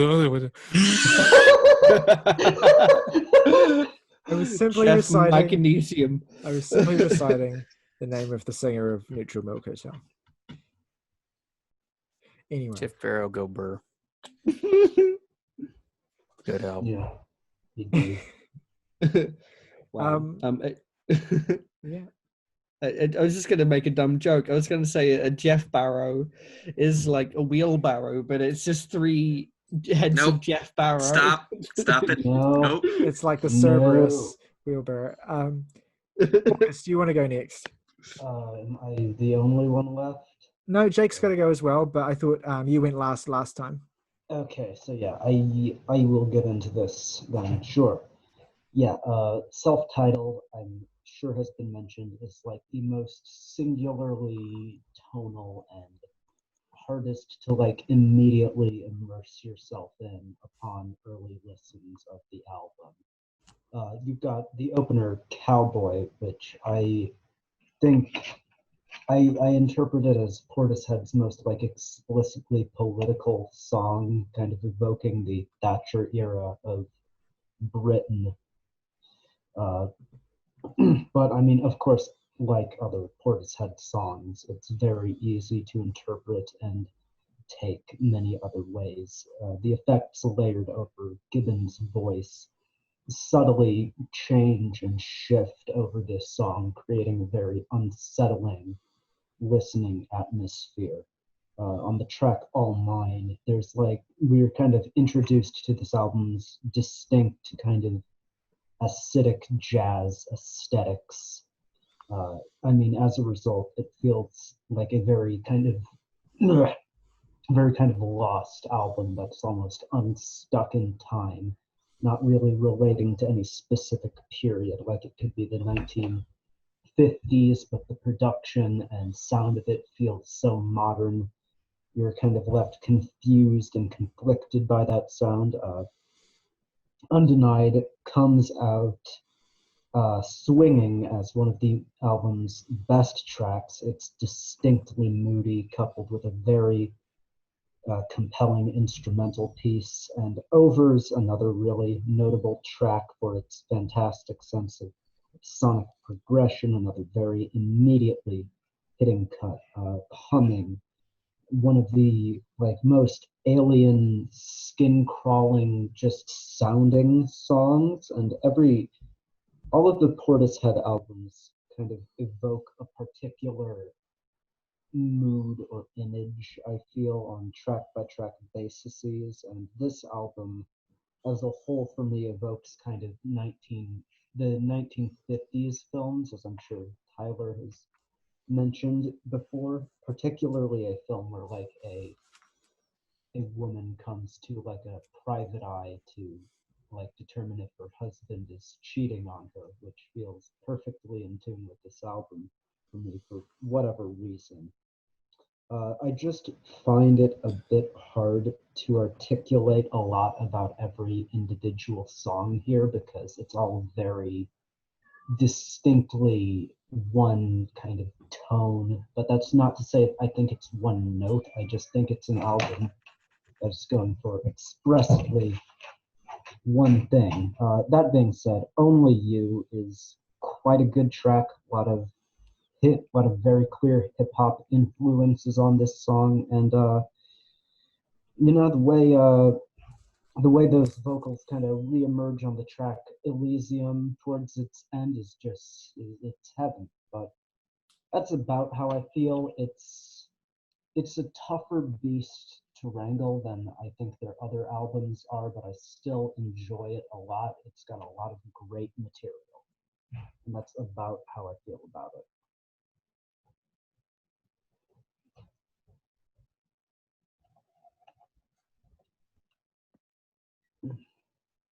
Cool. Yeah. Some hot dead air here. I'm feeling this podcast is like a nice, cool, chill vibe. Oh, like the Portishead music we're talking about. True. And slightly probably smells of like alcohol, just a tiny Just bit. a little bit. Just a little bit.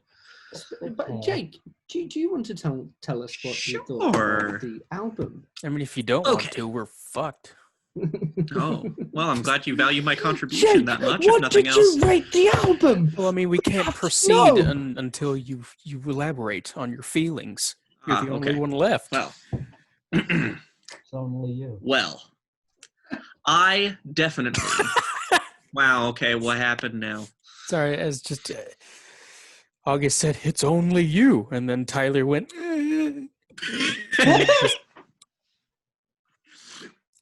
Oh, and I snorted. That was ugly.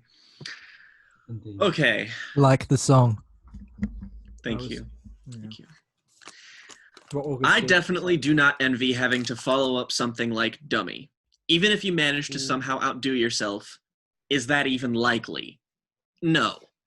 So that begs the question, did they outdo themselves? Also, even if you make Dummy and then you follow up Dummy, then you have to follow up that, and it's going to be harder. That is true. And then they did it.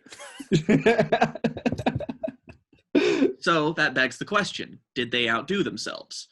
Well, in my opinion, pound for pound, not exactly.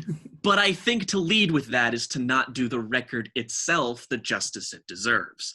The self-titled is clearly an instrumental and thematic progression from what came before it. The production is more lush, more full, more vibrant at times in a way that Dummy wasn't, showing that they were willing to take things a bit further. The seedy jazz lounge aesthetic that was occasionally found on Dummy is taken to its logical extreme here, as this album sounds a little bit less, to run with my comparison before, a little bit less like Blue Velvet and a little bit more like Twin Peaks' Fire Walk With Me. A more apt comparison, as this album is darker, more mired in dread, and serves as a thematic descent born from a more internal struggle. I think it's done well and done effectively. The only real problem here is that with a more unified sound, the band does sacrifice some of the idiosyncrasies and variety that made the last record so fantastic, and that already didn't sacrifice versatility in any way. The palettes here offer something a bit more homogeneous, but the emotional content on display is more than enough to keep you hooked. I do think the most genuine improvement is actually in Beth's singing voice, which displays more range, but also a very distinct dual delivery here that does add some needed variety to some tracks. This adds to the thematic content in interesting ways as well, and is strengthened by the ever-poetic lyricism that was so impressive before and is equally impressive now. While I think Dummy is the better record overall, this was a venture worth pursuing because it's so very clearly a definitive step up in a lot of ways. And it gains its identity by being a step forward rather than a step back or sideways when it comes to the sound itself, even if it proves to be a less all-encompassing experience. This is the kind of record a band can only make with the confidence of great work behind them, and this self-titled record does that with gusto. The opening track, Cowboys, begins, and immediately you can tell this album's sound is far more full and sweeping than Dummy, which is not to say that it is immediately an improvement, but just an alternative direction that may or may not click with you more. The uncanny, ominous sound is amplified, Beth's voice behind a crackling wall of vinyl feedback, her delivery a bit more theatrical here and harkening back to the sound of old jazz singers of all things. She flexes her range wonderfully, the song itself guided by a steady forward-moving melody. The song here seems to be about a false projected visage of someone who has earned Beth's ire, a cheeky, spiteful tune that condemns its target. Your swollen pride assumes respect. Talons fly as a last disguise, but no return. The time has come. Are lyrics that feel almost like Beth's character on this album has progressed directly from the last, as she's now a figure who can summon some kind of karmic apocalypse onto those who she deems unworthy lovers. The sound here is even broodier than it was on Dummy, preparing you for what's to come. All Mine is immediately rapturous, with some triumphant brass and echoing drum hits, but descends into something a bit more lumbering. The bass in the song pulses as the almost industrial drums wail in the background. As the title implies, there's a possessiveness on this song that pervades the lyrics, both good and bad, as Beth gleans happiness from her lover's joy, but also displays a near sinister level of desire to control them. Don't resist. We shall exist until the day I die. All mine you have to be. Which becomes utterly hypnotic in its second half as the buzzing guitars and brass make another large return. It's comparatively simple structurally, but I think it makes up for that with bombast and instrumental prowess. The end, damn near, sounds like a particularly dark James Bond theme song, and I am just in love with the actual sound and its weight on this track. Undenied, which is close to being my favorite song the band has made, switches things up immediately, beginning quietly, not unlike something more low-key back on Dummy, but immediately erupts into a sound more in keeping with this record's identity, a neat little microcosm of how their sound has shifted and evolved. It also brings to mind the ambience and darkness of Akira Yamaoka's score for Silent Hill 2, which has always been a great point of comparison for Portishead's sound. But now, more than ever, the song is dense, but the keyboard, or I guess as Tyler referred to earlier, electric piano hits that it is propelled by give it a phenomenal intimacy that I adore. Beth abandons the campier tone in her voice and goes for something quieter to suit the subject matter. The song shows her yielding her previously displayed strength a bit and opening herself up. There's a duality now where she wants to retain her power, but also abandon it so she can be moved and touched more intimately, something she cannot hide. Where does my heart belong now that I've found you? And seen behind those eyes, how can I carry on? For so bare is my heart, I can't hide. And the continual repetition of the word belong show us that this softer side from Dummy isn't completely gone. It fades out slowly, twinkling into nothingness, and I can't get enough of this song's vibe. Quintessential Portishead as far as I'm concerned. Half Day Closing begins in a downright threatening way, an ambient soundscape full of hollow, distant echoes and a gnarly but still soft bass line that willows to life. Beth's vocals here are mixed with electronic distortion, making them sound flat and fragile, nearly like they're underwater or beneath a sea of static noise. The song itself is like staring at the sky and watching the world pass by in slow motion. There's also an allusion to the modern world, businessmen and money in this song, creating a sort of dreary malaise amidst capitalistic society. The instrumental does get a little bit busy for my liking, considering Beth's vocal mixing is already pretty big in terms of changing the pace up, but it's a song that doesn't quite outstay its welcome, even if I find it a bit messier and unfocused. Over begins with grungy guitar chords and echoing electronic hits, very minimal but immediately striking. This song is peculiar as it shows her more engulfed by doubt and uncertainty, and inability to, as she puts it, mold this stage anymore, perhaps showing that she isn't as powerful as the first few songs made her imply. Her validation now comes from others rather than herself, losing her self-confidence as she attempts to live inside of a fantasy. This leads me to believe that this album, more than anything, is about the disassociation of one's own identity, which I think is an interesting inverse of the last record, as if the doubt and struggle directed onto the world and others is now turned inward on this one. And on this song serves as a thematic turning point. The song itself is full sounding and eerie, but it does lack a bit of the instrumental nuance that some of the other tracks on here have. Humming begins with an eerie, almost old B-movie sounding theremin and lush orchestral strings colliding with one another in slow motion. The drums kick in with Beth as an oddly playful quality is added to the track, more crackling static overtaking the sound. There's a serious vulnerability on display here, like the weakness Beth feels makes her more susceptible to the intense perception and judgment of others crippling her. So unresolved, so unredeemed. If I remain, how will I know? Lyrics that show a distinct fear of not actually having grown from your previous hardships and experiences, not knowing if you're different from how you used to be.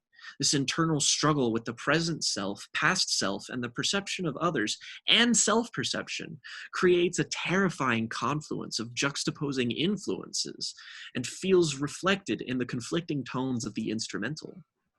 Morning Air actually calls to mind, for me anyway, the delivery and production style of FKA Twigs, who absolutely has to take immense inspiration from Portishead, I'm sure. Even the delivery feels uncannily similar. The song itself dwells on loneliness born from her exposed uncertainty, a clever title playing on morning air being a deliberate juxtaposition of darkness and light. There's a longing to connect with someone on any level, the desperation of basking in this morning air, creating a need for another, creating a deep low point in the progression of the track. A lonely, echoing guitar segues into the final bit of the song, beneath an oppressive wave of sound that muffles everything slightly. 7 Months, once again, sounds like it has the opulence of an old 1960s Bond theme, sounding like a direct invocation of Shirley Bassey's Goldfinger style of sound, the delivery itself feeling almost campy and performative. This feels like an attempt to gain back the lost control from the previous songs and return to the beginning of the record, taking it out on some scorned lover who had hurt her.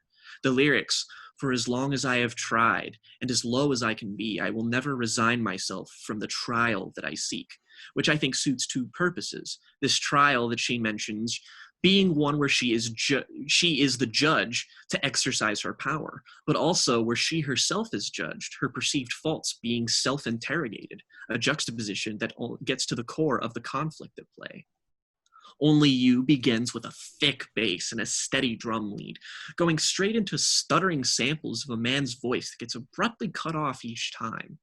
When she sings the song's title, it feels nearly desperate as the conflict between someone who holds power over her escalates. She acknowledges that those with power to love her can also hurt her, the duality creating and preying on her established insecurity.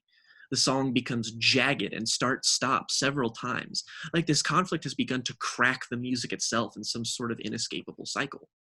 Elysium begins as a wall of discordance that transforms into sparkling darkness, which I feel is very fitting. Her theatrical delivery is back in full form, showing not only the vocal versatility at play, but a return to trying to grasp at dominance again.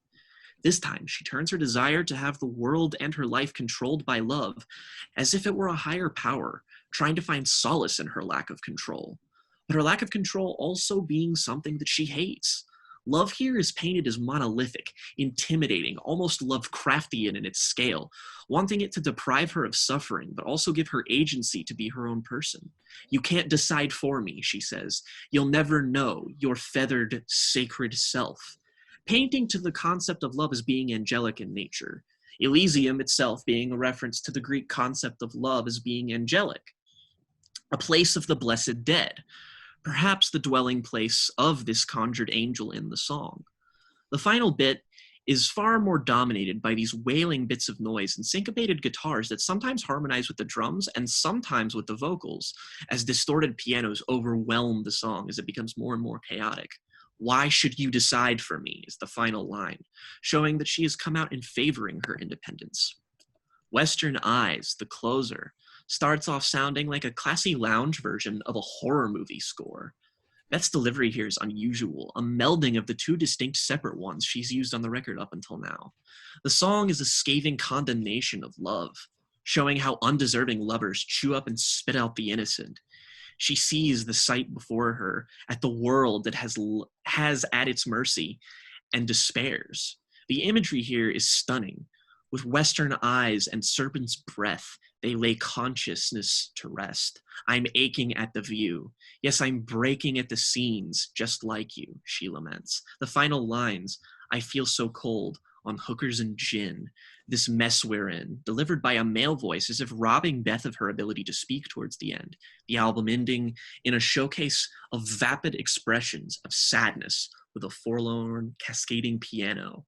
And I think overall, this suits the vibe of the progression of the instrumental palettes of this very, very well. And while it does end up being a bit on the homogenous side for me personally, I find it no less impressive and overwhelming than Dummy. Yeah, another great analysis. You're really killing it lately, Jake. Like, damn. Yeah, God, I love being on I'm this podcast. 'Cause part of why I love being on this podcast isn't so much that I'm talking about music, although that rules that I get to do that. It's that it's hearing you all talk is a wonderful thing. Re-listening to past episodes, I feel as if I come across too vague, and I don't like that. So I've taken countermeasures to make sure that does not happen. Sure, I kind of try to do a similar thing, so I get that. Yeah. I just wanna Album say, good. I was going to add one thing. I actually think, in terms of homogeneity, I think this album is actually less homogeneous than Dummy. I think there's more variation here, but it just is a little bit less immediate. It just takes a little bit more to unpack, I think. So I'll be curious to see if any of your relationships with this record shift over the years. Anyway, let's do our I wouldn't say that's unlikely at all. Let's Honestly. do our favorite tracks and ratings. So Jake, we went reverse jabs in T order last time, so let's do jabs in T order this time. All right. gonna say the same thing. Okay, well, good. Favorite is Undenied, and I'm going to mention my top four just because the remaining ones are all in a row on my list, and I find it very difficult to separate them. But Undenied is the top, and then the three following it, which are all within my top 10, are All Mine, 7 Months, and Western Eyes. And then my least favorite is, if I scroll down here, Half Day Closing. Not a bad song in the slightest, just a bit underwhelming considering the album it is on. And I give it an 8 out of 10. Sorry, forgot about that part. Yeah, fair enough. So, Augustus Gloop. God, the hatred I saw in August's eyes. I felt that for August. Oh, Oh, so God. sorry. It just came out. I'm so sorry. I wasn't looking, but I heard it. That was a 5 sense experience. Like I felt it on every possible level. Wow. And then the sixth sense was seeing the death of our friendship. Yep. August is now dead. My three favorite tracks are Cowboy, All Mine, and Over. My least favorite, I have Undenied written down, but I'm not even particularly sure about that. So I guess there's not really anything too bad here. It's like an 8.5, I guess. Still very good. Nice. Yeah. I realized when we were thinking about which order to go in here that I am the only person that the order does not affect. True. So I was like, oh, which do I prefer? And like, it literally doesn't fucking matter. But yeah, my three favorites are All Mine, Burp, Must be a bonus track. Japanese bonus track, burp. Oh, wow. Undenied and Over. My least favorite, I'm going to say 7 months. For a rating, I am feeling a 9.5 out of 10. Ooh, Go, look yes. go. Yes. I'm yes. a fan. Oh, that's me. Hello. Right. My 3 favorite tracks are, as I said, Only You, All Mine, Less Nice, giving the record a 9 out of 10. Beautiful. My 3 favorite tracks. I want to say I am very much here for and was not expecting the near universal love for Undenied. So that's awesome. Undenied is obviously my favorite track. Second would Hell be my second and third are Humming and Elysium. Amazing songs. Again, I was not expecting to hear as much love for Elysium as I've heard, which is awesome. Deserves it. So good. I Deserves it. don't have a least favorite track, and the album gets a 10. Yes. Yes. So at this point, it is worth mentioning that the following year, Portishead recorded a live album, or released a live album of recordings from the tour behind this record. But specifically, the recordings were of performances at Roseland in New York City with a string orchestra. They perform a selection of songs from Dummy and from the self-titled record. Sensational live record. There's not really much sense in reviewing it because to my ears, most of these versions are very close and faithful to the original studio versions. There's no real difference. So in that sense, it's not like a live album that I really return to, because like the live albums I enjoy are the ones where the performances change the songs dramatically, whereas they're not really done here. But I will say there's a great performance in particular of Sour Times is a big standout on this one that is even better than the album version potentially. So that's worth checking out. But then Portishead kind of dissolved. I have learned that in the interim, August brought to my attention that Beth Gibbons put out a solo record with Paul Webb from Talk Talk. I don't think any of us have heard it, so we aren't going to discuss it today. But that may be something that we bring up in the future at some point in one of our What We've Been Listening To segments or something. But yeah, so that was released, I think, in the 2002 or something. And then so Portishead were kind of just stopped being a thing for a while. And then out of the blue in 2008, 11 years after the self-titled album, we get the third Portishead album. What were you trying to do there? I was trying to think of something funny, and then I just said the third Portishead album. Third. 3. So yeah, I was trying to think of another way of saying third. But no, it is the final, possibly final. It's unclear. They have said they wanted to make another album. But anyway, I will discuss that briefly after this. And we will be there to review it. But yeah, it seems unlikely that it will happen, I'm going to say at this point, since it has not happened already. But anyway, third came out in 2008. Very interesting record in a lot of ways. I reviewed first the last time, so I won't review first this time, but I will give a little bit of sonic context. It's a much darker record. It's a complete sonic shift. When I say much darker than fucking Portishead, that it's dark. And this is a record that is basically forgoes almost all of the trip hop from their first 2 records. There's no turntable scratching on this album. The drums are much harsher, more industrial, less kind of layered and more kind of just abrasive. There's a strong influence of krautrock or komish music, not to mention the early electronic music of the Silver Apples, big influence on the music here. And it's very strange and very unusual. And it took a lot of people by surprise. Not only, wow, there's a new Portishead record, but wow, this is the new Portishead record. So, August, do you want to go first this time? Yeah, why not?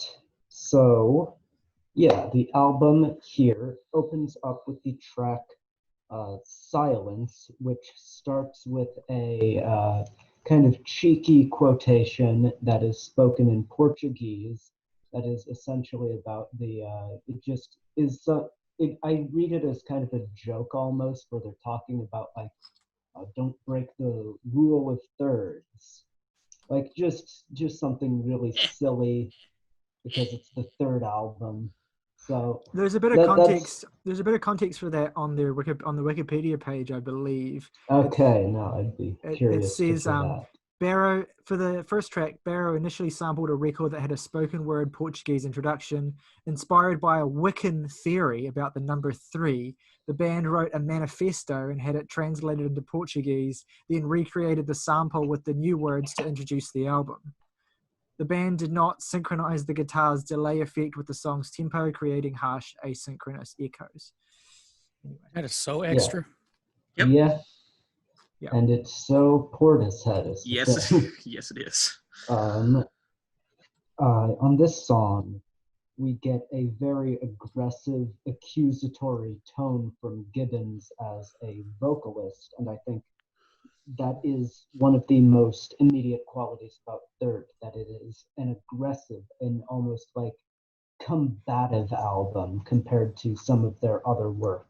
This is an album that is actively, like the other stuff you can like chill and lay back to. Third doesn't allow that. Third wants to fight and wrestle with you for control of your ears while you're listening to it. The song comes to a jarring, sudden halt, like literally just in the middle of a beat rather than a proper fade out, just hard cut. And that is a choice, and it gives you an indication of the abrasiveness of this particular record.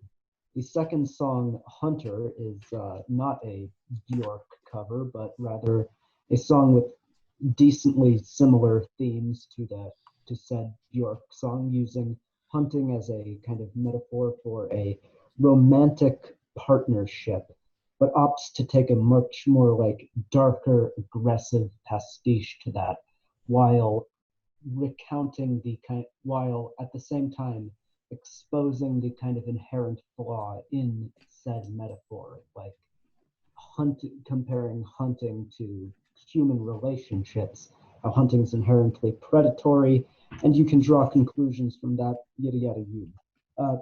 Nylon Smile is a song that is very much about emotional disconnection, very reminiscent of their work on Dummy, at least lyrically. But here it recontextualizes these feelings to be self-imposed and like a person struggling, a person who is trying to feel emotionally disconnected, rather than that just being the living circumstances of them.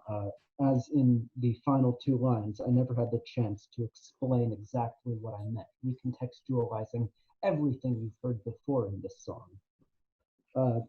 It's very interesting, yeah.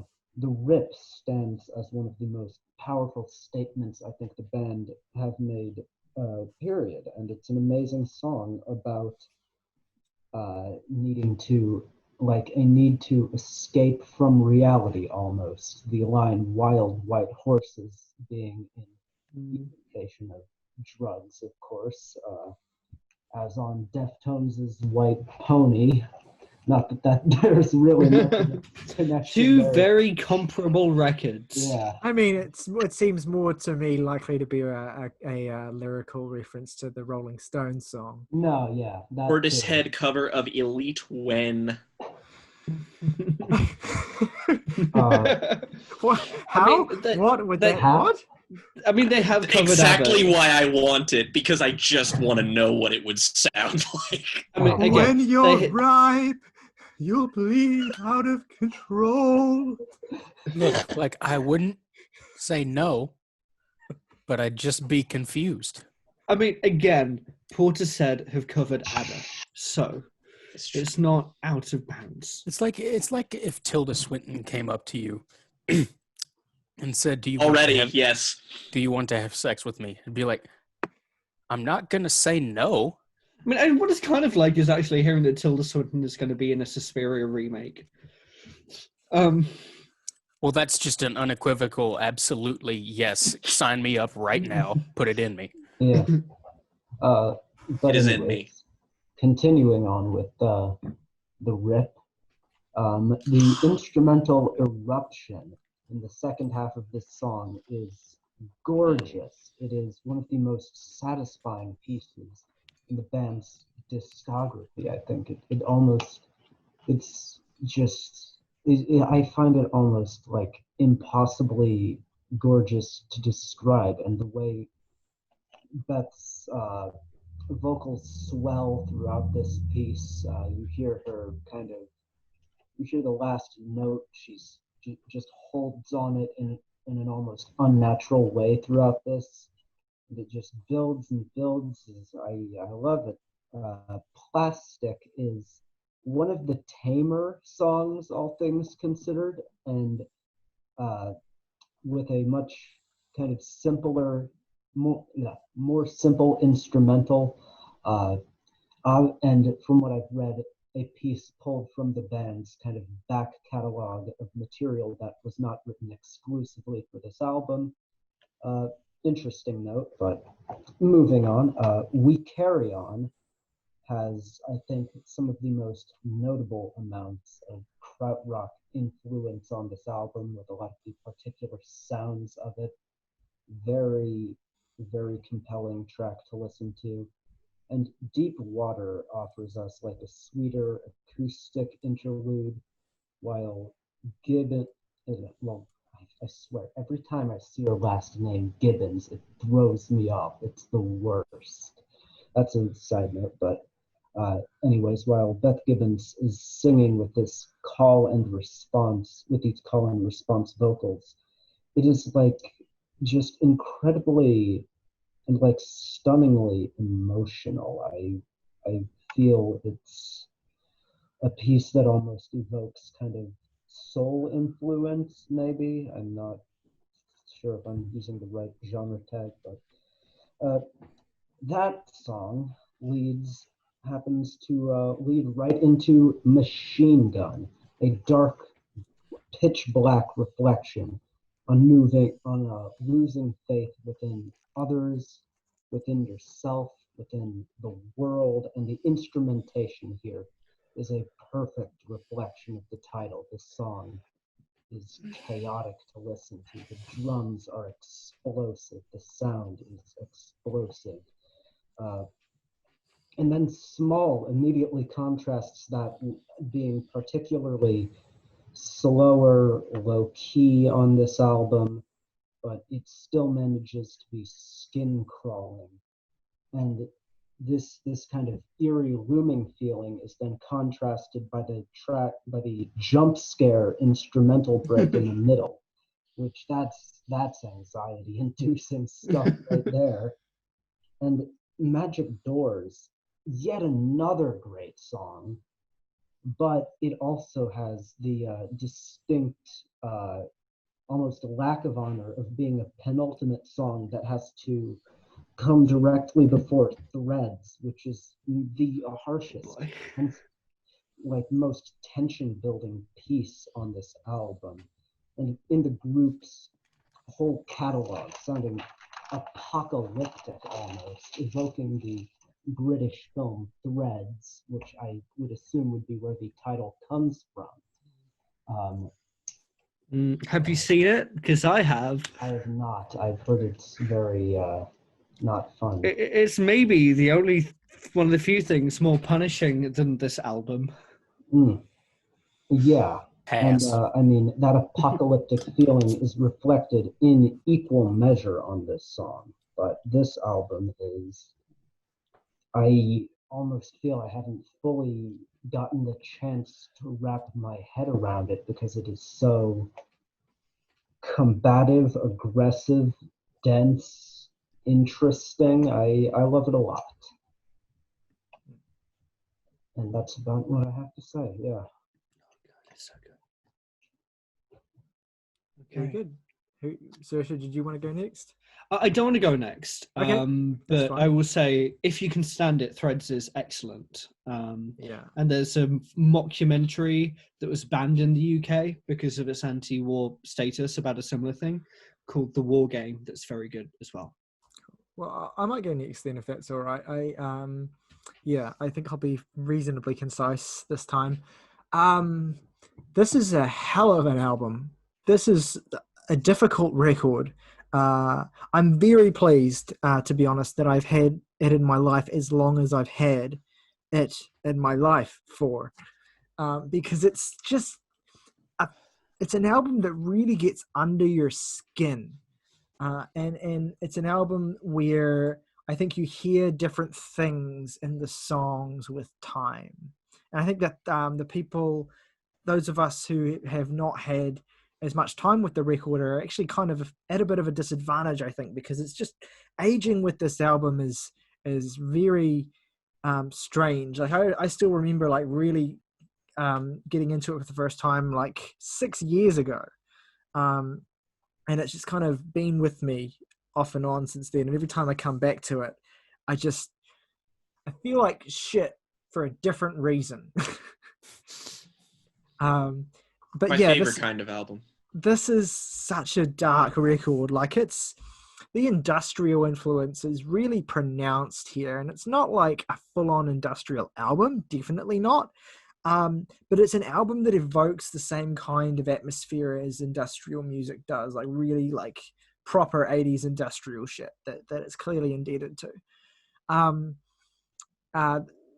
The drum programming is more distinctive, and more kind of, like I already said earlier, it's a little bit kind of flatter and harsher than their previous records. There's an unusual, even frantic quality to the way the drums are programmed or sampled or played or whatever on the opening track, Silence. I'm going to use this word a lot. It's eerie. It's panicked. It has a kind of forward surge and a kind of almost paranoid feeling to it, that's really kind of gripping and just offsetting the first time you hear it. And just the way the track kind of builds and builds and builds just with this kind of relentless intensity and then just kind of cuts off abruptly. It's very, very that I've kind of talked about this effect in the past on the podcast, and probably talk about it again more. Like there is occasionally bands will do that. They'll kind of cut a track off abruptly, like in the middle of a bar for effect. And the extent to which it works, and the extent to which it doesn't work. Like obvious examples of it working really, really well are obviously the Beatles' "I Want You," and also the song is escaping me, but it's like the first song on Dream Theater's "Images and Words." Pull me under. Does the same thing really effectively as well. And so yeah, it's very, very disarming here, and it's just one of many examples of the record kind of pulling the rug out from under you in a way that I really, really find valuable but challenging. Hunter has a really demented feel to it. That was the word that first came to mind when I was writing my notes for this track. It's like a warped waltz in an abandoned dance hall covered in dust and ash. It feels like hundreds of years old, but at the same time frighteningly modern. It just that kind of like gentle acoustic sway it has, which is then kind of disrupted by those kind of rippling, ugly synth patterns. It's really, really strange, and you can tell as well the band are kind of experimenting with a lot of unusual equipment on this record, synth wise and programming wise. Like there's a lot of just weird sounds on this album that you wonder and you want to kind of learn how they made the sounds they did. Nylon Smile is even darker. It has a deathly quality to it. It's haunted. It sounds like the band have conjured some kind of evil force into the studio. There are these eerie reversed tones that just hang over it, and Beth's vocals have an icy coldness to them. there's almost like a devilish presence in the delivery of a line like, I wish that I could laugh at what you said, but I couldn't find a smile. Ostensibly a song about depression to me. And it just perfectly evokes that feeling of just a dull ache mentally, not feeling anything, kind of a numbness. It's really difficult to listen to. All I can say really is that I do not enjoy hearing this song late at night. It makes me feel like I'm gonna see a fucking ghost when I turn the lights out. It's very, very unsettling. Plastic, which I think is a bit of an underrated track, has this incredible, unsettling, rippling wooden beat that is just kind of, I really dig. It's just so strange. And it explodes into these kind of blaring, almost garish synths. The beat itself, I'm going to make a real Tyler Record reference here. The wooden quality to the beat actually reminds me of Sepater from Orteker's Chiastic Slide album. Similar texture, which I dig. The rip is just one of the saddest songs I've ever heard in my life. I suspect, I mean, August has already talked about it. I suspect other people are going to talk about it. I'm not going to dwell on it. I will leave it to better people than I. But yeah, one cool detail that I learned about this track is actually the acoustic melody that opens it up was actually played on a toy guitar that was bought in a junk shop. So that's a cool little factoid about that. Weirdly fitting. It sounds like it. Yeah, it's just like, again, it's just an example of like, you could do this in a really straightforward way, but instead you use really weird equipment, or you make it sound really strange. And the effect that has is quite potent, and adds to the loneliness and isolation of this track in particular. We Carry On is the furthest the record leads into the industrial influence that hangs over much of it. It is an oppressively dark song. It's cold, it's difficult. It has these chugging drums that resemble kind of pumping factory equipment. It has these eerie synthesizers that bleep this repetitive melody. It has these dissonant ringing tone, just hangs over the whole thing constantly, occasionally kind of blipping. And you also get every so often these kind of explosive, doomy guitar riffs that come in and just make the song feel totally apocalyptic. The vocal performance on this track is uncompromisingly bleak. One of many tracks where Beth tracks her backing vocals over top of her singing, and it's just like this wailing vocal that is really kind of like, just sends shivers up my spine when I hear it. This record is like a horror movie. Deep Water is actually weirdly emotional. I find this song to be.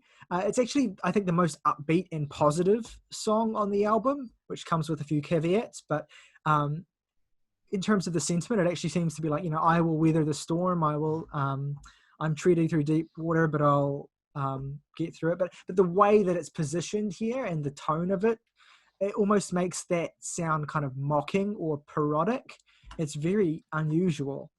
And then just the way the song goes into the complete sonic opposite of it with Machine Gun. Machine Gun is one of those songs that I think you never forget the first time you hear it. The abrasive beats, this... I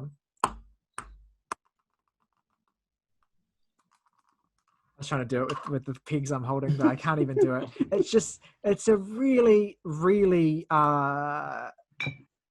violent beat. And just the way that it kind of contrasts, like the minimalism of this track is excellent. A great choice. Like you have these really dense mixes on a lot of these songs, but then they kind of strip it back here. Initially, it's just that beat and Beth's vocal, and the backing vocals she provides as well. The laborious way that the repetitive central beat is kind of distorted and then pitch shifted and just generally fucked with. It makes you feel like you're being processed and digested in some kind of gigantic metallic beast. Like you feel like you're going through the chambers of some stomach when the beat is kind of like pitch shifting. It's really evocative for me for some reason. And then you get this kind of closing synth melody, which I'm pretty sure I read was actually inspired by John Carpenter. And it's such a strange addition to the track. Like, imagine you've got this song up to 3/4 of the way through it. Who the fuck would think of adding this to the end of the song? Like, it just is such a weird choice, but it works really well. Like, it does add this kind of feeling of finality to the track, where it seemed like the track was kind of like not really going anywhere, and then the synth kind of just ties it together really nicely. Machine Gun is the first of a series of 4 songs that I think is one of the best runs of music on any album I've ever heard. Small. Oh man, Small. It opens like almost like an early Mogwai track with the kind of like gentle bassy melody that opens it up. And then you get Beth's hollow vocals come in. And there's like this weird string line that comes in over the second verse that's really kind of eerie and just I kind of know the word to describe it, but really what this track is about is it's about that fucking organ. Holy fuck, that organ, man. It sounds like the Phantom of the Paradise playing a fucking death march. The beat as well is mechanical, it's industrial, but the organ just rides all over it. It rubs its fucking face into the dirt. It's very kind of like in your face, and in a sense that the first time, again, it's an example of living with this record. The first time I heard it, I really felt I didn't like this track, to be honest. It just kind of really rubbed me the wrong way, but now I love it, and it's like one of my favorites on the record. Again, it's like how they did on Elysium on the previous album, where they really are not afraid to play with dissonance between elements on a song. They deliberately make you uncomfortable with the way that the chords clash and the way the gentle guitar feedback just lays on top of it. And there's even a point in which guitar feedback actually replays the song's main vocal melody through the feedback, which is just wild. But yeah, the reason why they get away with playing with so much dissonance and weird clashing sounds is that it all just contributes to the atmosphere of the record. Like, it's very purposeful and it works. And I love it. Frankly, I find this song to be staggering and huge in its just scope. Magic Doors, I think, is stunning. Perhaps easy to overlook between 2 such monolithic tracks, but I think it really does a lot to stand out. It has this, I love the clattering cowbell featuring beat. It's really just, again, you've never heard a cowbell on a Portishead song. Here's a fucking cowbell. And also, you get the stringed instrument on this track called a hurdy-gurdy. I don't know if any of you have heard of hurdy-gurdy before. The hurdy-gurdy, man? Yeah, it's this kind of like, I don't really know too much about it, but this is kind of strange stringed instrument. And it just, and again, adds another flavor to the song. And then I'll never forget, like, the first time I heard those gigantic piano chords that just come into the song, and it's like, whoa, holy shit, you've just changed the whole vibe, but you've added to it in such an awesome way. And then you get this absolutely nuts free saxophone solo that breaks into the track, and then those piano chords kind of come back on top of it at the very end of the solo, and it's just, oh man, like, whoa. I just love that shit so much. And then you kind of just, the song just kind of dissipates away, and you get Threads, the closing track, which is just really something else. I love the lonesome guitar figure that kind of lumbers into the track. It has this weird pace to it where it kind of stops a wee bit. And the drums kind of underpin that. I love the eerie, dissonant single string line that just sustains on top of the entire song. Beautiful little addition that just makes it feel totally terrifying. Shout out to the rattling drums. I think this is one of the few times in which you get an organic original drum performance on this record from Clive Deemer, who I haven't mentioned yet, but who drums, I believe, on every in every Portishead record. I almost said Radiohead because he has drummed with them as well. But yeah, he's a great drummer, and his drums are excellent on this track. I love as well, one of my favorite details of this track is the really spooky cello figure that's added to it around the midsection, courtesy of cellist Charlotte Nichols. It's a really, she really hammers on some dissonant notes on her cello, and it just, again, the shivers that induces. Also, the way that Beth's vocals kind of, and I'm sure someone else will talk about the lyrical substance and more as well, but the way Beth's vocals kind of devolve into these desperate bleats by the end of the song, like she almost sounds like a sheep at the end, is really kind of a bold choice vocally, but it also just, it doesn't feel off, it just feels like really emotional and terrifying. And of course you get those distinctive, unforgettable horn blasts, which are actually created by a synthesizer called the VCS3, an incredibly esoteric and strange bit of kit that no band would really be using in the year 2008, but that Jeff has kind of dug up out of nowhere to kind of add this extra flavor to the end of the song. And it's more than a flavor, like it's one of those sonic timbres that when you think of this album, you think of those horn blasts that end it. It sounds like a siren heralding the end of the world. It sounds like the arrival of a colossal ship to the bank of your city that's gonna basically murder you and murder everyone you love. Actually, what it reminds me of is the sounds of the tripods in Spielberg's War of the Worlds. Yeah, that's a good point of comparison. As well, I think that may have been a point of inspiration there as well. But it just is such a distinctive and memorable end to the album. Like those horns kind of just subsume the track, and you just hear them ringing out, and everything else in the mix fades away, and you listen to them. And you don't know which blast is going to be the last one. You don't know what the point is at which you're going to be thrown into silence, into death, basically. And to me, that's what this album feels like, is it feels like a death, just through and through. It's super dark, but this is the kind of shit that you want to get. If you're into industrial music, this is the kind of vibe you want.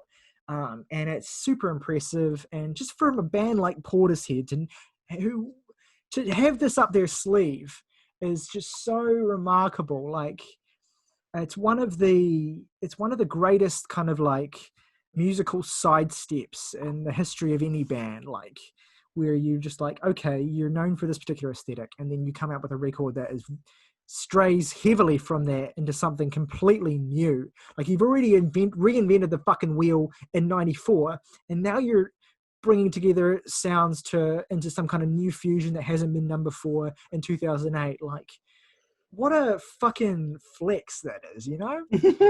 But yeah, I fucking love this album. That's it. Yeah, I mean, Yeah. it feels like you can point to a bunch of albums that try to sound like Dummy. Like none of them quite get there, even when they're great. But like, what album sounds like this? Yeah, it's true.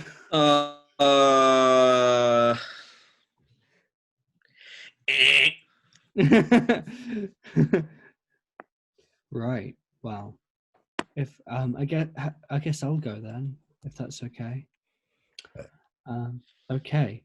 I love Dummy a lot. I gave him 9.5. I thought it was excellent, revolutionary. Just I could see how brilliant it was. However, Portishead's third is my shit. This is the album that Portishead made, thinking to themselves, what will make Saoirse happy, even though I was 10 at the time. I don't think they were thinking about anyone's happiness when they were making this. No, that's fair enough. But this is the Portishead album that is genetically engineered to press my buttons. But when the first track ended, my immediate thought was, now, Joe Talbot, that is how you cut off a song early.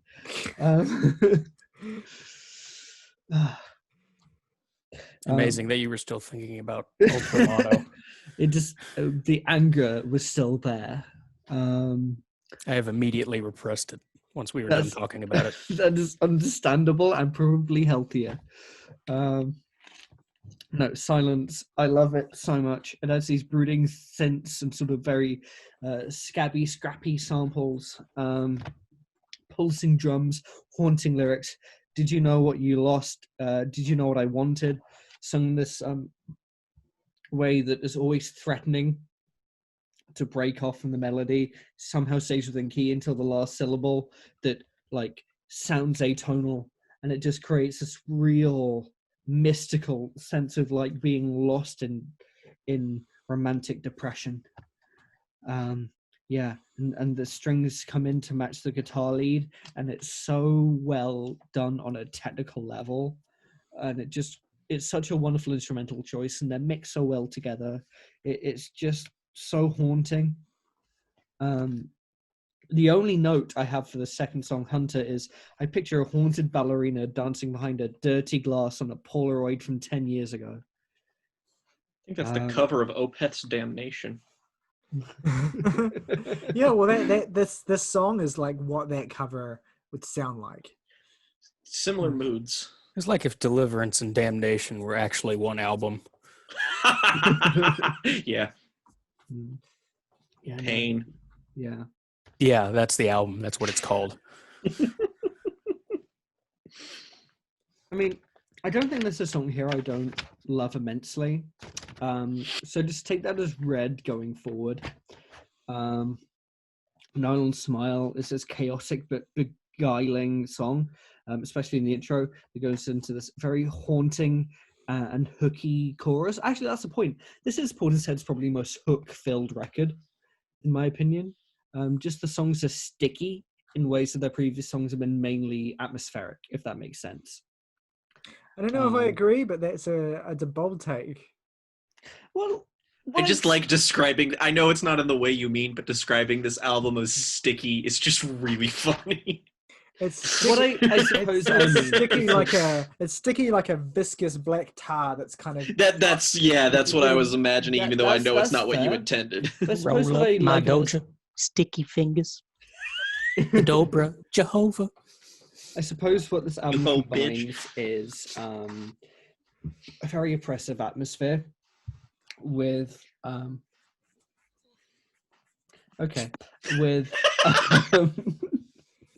it combines I a didn't very appreciate the stank on that. Okay. And he's gone.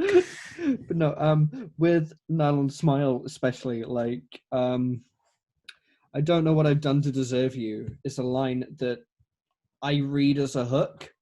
It just sticks in my head in this really repetitive way because of how the melody is very rhythmical, but it's aided by the fact it's really haunting. And part of why it sticks in my head is that it's a really sticky hook, but also it's so haunting. It's like a ghost. To me, like what I love about that line and the delivery is like that's kind of like traditionally in pop music, a line like that would be like, I'm so blessed to have you in my life. But just the way that it's said, you could read it as that, or you could read it as like, what have I done to deserve this horrible thing that's happened to me? Like you could read it as a positive affirmation or a negative thing. Yeah, like just imagine your poltergeist was Vanessa Kirby, God, yes, please. I will do anything. But that's sort of what this song sounds like, and that's what I mean when I say this is their most hook-filled record. It doesn't mean it's not haunting and brutal, but it's that haunting element that makes the songs come back to you, if that makes more sense. We then have The Rip, which starts out like an acoustic ballad. It's very haunting. And I loved it then. I thought it was one of the best songs then. And then when the synths and the drums come in, it builds to levels that are ecstatic, orgasmic. Just the way it's... you sell me one song that is amazing, and then you give me another that's another draw up. And I can't convey how beautifully it's done. Plastic, it has this synth line that keeps coming back that I swear to God Foles sampled on one of their songs on I think it was I can't remember, but it's so weird to hear that come back, and it's wubbing. That's the only way I can describe this sound that's always in the background of the chorus. This just strange knocking, wubbing, chaotic, scraping sound that's always there, and it's really interesting. I can't describe it any way. It's just this strange abrasive thing that's there. Yeah. We Carry On is pushing and pulsating, and it's amazing. And it builds and builds, and guitars come in to make this beautiful cacophony of sort of chaotic beauty. I love We Carry On. Deep Water, it's been referred to as an interlude before on this podcast. Wasn't me. I did not say that word. That's understandable. It's one of my favorite Portishead songs. I mean, understandable. It's a fact. He didn't say it. Yeah, no, I know. Didn't say it. That's true. Yeah, I know. It's just a funny choice of words. Also, why are we belittling the fact that I called it a fucking interlude? Interludes are fine. Interludes don't make it a worse song. Okay. No, I'm sorry. That's also a good point, Jake. It is true. It is true. And even if it was an interlude, it wouldn't make it worse. But it's one of my favorite Portishead songs. Just the idea of this song is sort of emblematic of part of why I love this record so much, is that it's so sonically diverse. It just makes choices that they wouldn't make on other Portishead records. For example, Deep Water, which is this ukulele ballad. And it then goes into barbershop quartet notes towards the end. And just, who would do this? Put these things together? Who did this? It's amazing. Why? And then my brain is on fire and I need to sit down. Or are you listening to the album standing up? But I need to lie down. There we go.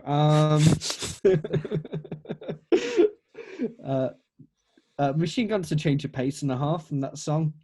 This punishing and industrial haunting song with these background vocals that are just very haunting. Again, John Carpenter style outro. We love to see it. I love John Carpenter music. I love this album.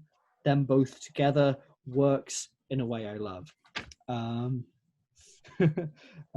It has these blaring synths, and there's a sort of a breakdown type thing about 2/3 of the way through. It's not a full breakdown, more some nuts and bolts fall off. It's a very cathartic moment, and it builds up again, and I find very compelling. You have number 9, Small, which is structured like the letter W in terms of it starts pretty high and then comes down, then builds up again, and then comes down, builds back up. That makes sense, but as soon as you said that, I was like, "Wait, what? What am I losing my mind? What are words?" It starts with very watery guitars and these sparse synths. These very harrowing vocals, and I love the ebb and flow of this song. Magic Doors has fucking cowbells on it. The line "I'm losing myself" is very emblematic of the song. And that line is delivered over very warm pianos amongst brutal synths, and it feels like light and darkness, and I adore it so much. And then the closer is so haunting that it just descends into wailing and these apocalyptic, like Hans Zimmer boom style synths. And it's just so brutal and haunting and sad and melancholy. And yeah, we've described this album as very brutal and haunting, which it is. That doesn't mean it doesn't have its lighter, warmer spots. It is peppered across the song, like a waiter sprinkling black pepper on your very spicy pasta dish. Okay. And that's just, it creates this wonderful sporadic contrast amongst an already fascinating soundscape. And maybe that's why I like Dark Water so much, is that it's so emblematic of that element of the record. But I do, and it is. And I wish everyone had heard this record and everyone loved it as much as I do. And I wish I'd lived with the record longer so I could be better at describing why it's great. Because it is. Agree. Well, you're in good company. That's good. I'm glad to hear it. All right. Jake, Morgan, one of you are up. Someone start talking. Jake, start talking. Okay. Well, I'm not gonna bury the lead or stray from the pack here. I love this album. So third is, for me, a culmination of the band's career, both thematically and sonically, and feels like a definitive conclusion in pretty much every possible way.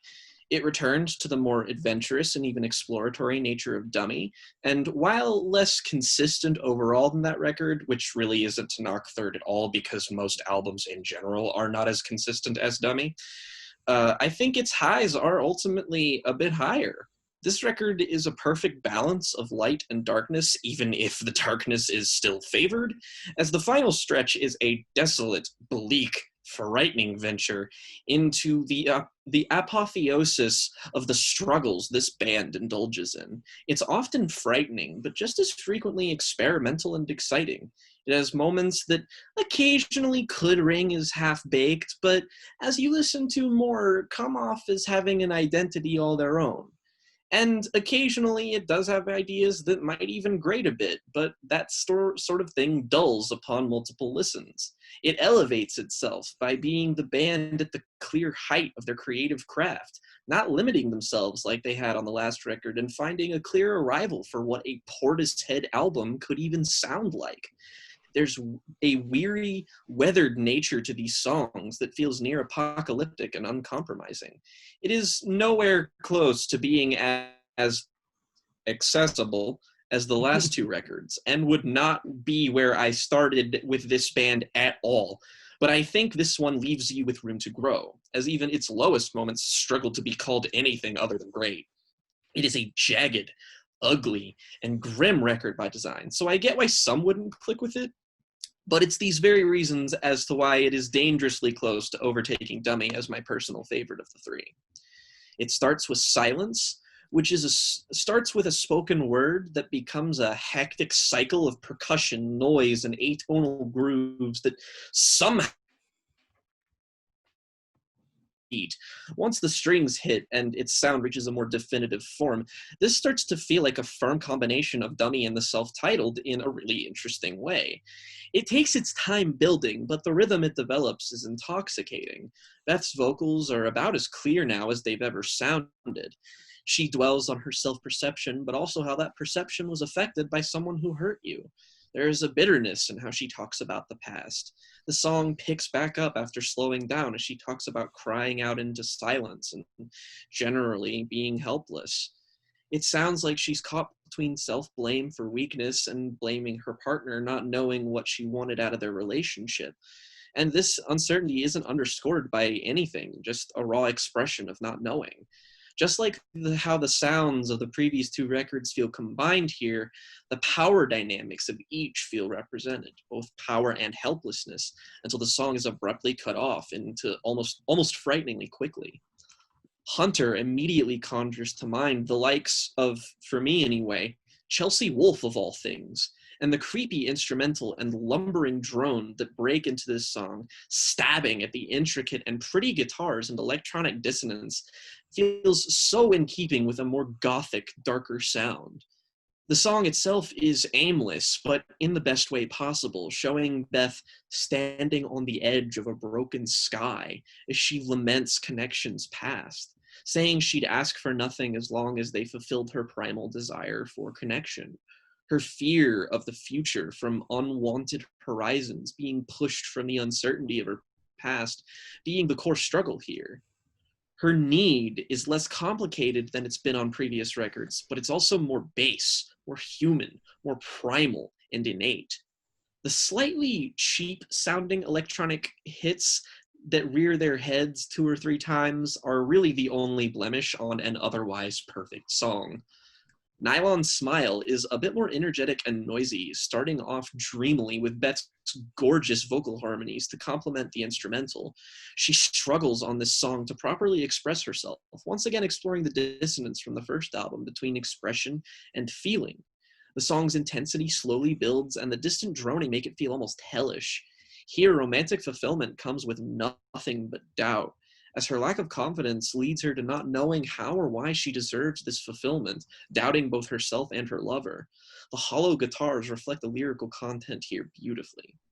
The Rip, a gorgeous song, begins with solemn, completely melancholic acoustic guitars and ambient noise that gradually fills the empty space in the mix. The song displays a beautiful showcase of escapism, shoving away the darkness she feels with her ability to be understanding. She does struggle, but holds on to hope, embodied by, as the song says, wild white horses that she hopes to follow and get into wherever they lead. The song displays an amazing amount of simplicity until the electronic side of the instrumental slowly builds into a glorious crescendo that follows the tunes of Beth's vocalizing. There is no resolution here, but the mere pondering on the question of being lost in her escapist fantasy. Plastic is another song that gives me very big FKA Twigs vibes. The tumbling, compressed drums that roll in and out eventually become monolithic, making for quite the shock on first listening. The song becomes absolutely enormous, like it's going to make your head heavier just by listening to it, but abruptly stops. The song itself is erratic, reflecting Beth's inner conflict. She bounces back and forth between her relationship and her life as a whole that's reflected in it. It's unusual and even kind of messy, but that's sort of its charm as well. We Carry On starts with atonal beeping and a series of tribal drum hits in a frantic escalation that immediately puts you on edge. Beth describes the listlessness of life in a delivery that anxiety and depression. On I carry on and on I tell myself, it's this I can't disguise, showing a distaste for the malaise that she feels, but also a feeling of like oneself is automated. I bleed the taste of life, the pace of time I can't survive, being lyrics that show her frustration at remembering pain and experiencing difficulties, of being moments of true significance rather than memories of happiness pervading her thoughts. There's a very post-rock sounding guitar in the middle of the song that comes to tear in through the beat and almost overwhelm it before abruptly disappearing and making the song feel almost empty.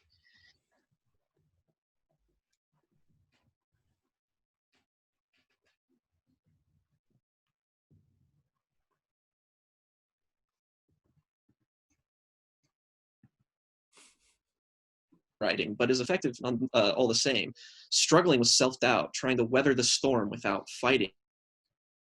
Group vocals that sound like a parallel universe scary version of the Beach Boys repeat some of her refrain.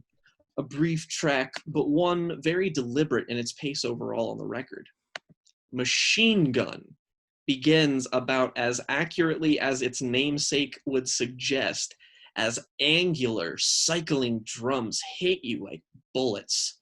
Another fusion of the previous two records' sounds. The sonic hits feel like they are stabbing you over and over, contrasted amazingly with her ethereal vocals. It's fiery and elegant, beautiful but ugly, catchy but obtuse, and honestly, I consider it to be the band at the height of their creative game, a genius contrasting mixture that becomes emotional as Beth struggles with her self-doubt further, feeling as if her very heart is poisoned and manifests as this song. It's hopeless, incredibly sad, and features the band at their most aggressive. The final half of the song features no vocals at all, just a building repetition of the incredibly oppressive beat, with new added electronic layers, evolving and distorting before our very ears. It's like being battered into submission and feels like a direct sonic distillation of the struggle Beth has sung about, but overlaid onto the listeners. Eventually, a sharp symphony of synths build amidst the chaos at the end, until the song gloriously fades out. Small almost directly contrasts the manic energy of Machine Gun, but somberly recounts the night she and her lover in the song first met, an exercise in direct storytelling with the usual virtuosic songwriting. The lead guitar blossoms into something drony and menacing on the chorus, and the vocals turn from gentle to terrifying. It goes from an experience that seemed innocuous at first, but is far more insidious than it let on. It feels like the power dynamic explored in the last two records shows both sides here. And as the song evolves into a hectic and noisy second half, it once again reminds me of Pain is Beauty era Chelsea Wolfe, and even some Nick Cave in there as well. Its shrieking, throbbing dissonance does nothing but build into an ugly wall of sound until it becomes more unified in its drone when the vocals kick back in. Like a lot of songs on here, it's a near formless exercise in mood and atmosphere, which is precisely why it's great. Magic Doors is immediately cluttered and noisy. Crunchy drums and a smooth bass become one of the strangest sounding songs the band have ever made. It's a bit of a retread of previous ideas where Beth struggles to vocalize her emotions but cannot properly, saying she's losing herself.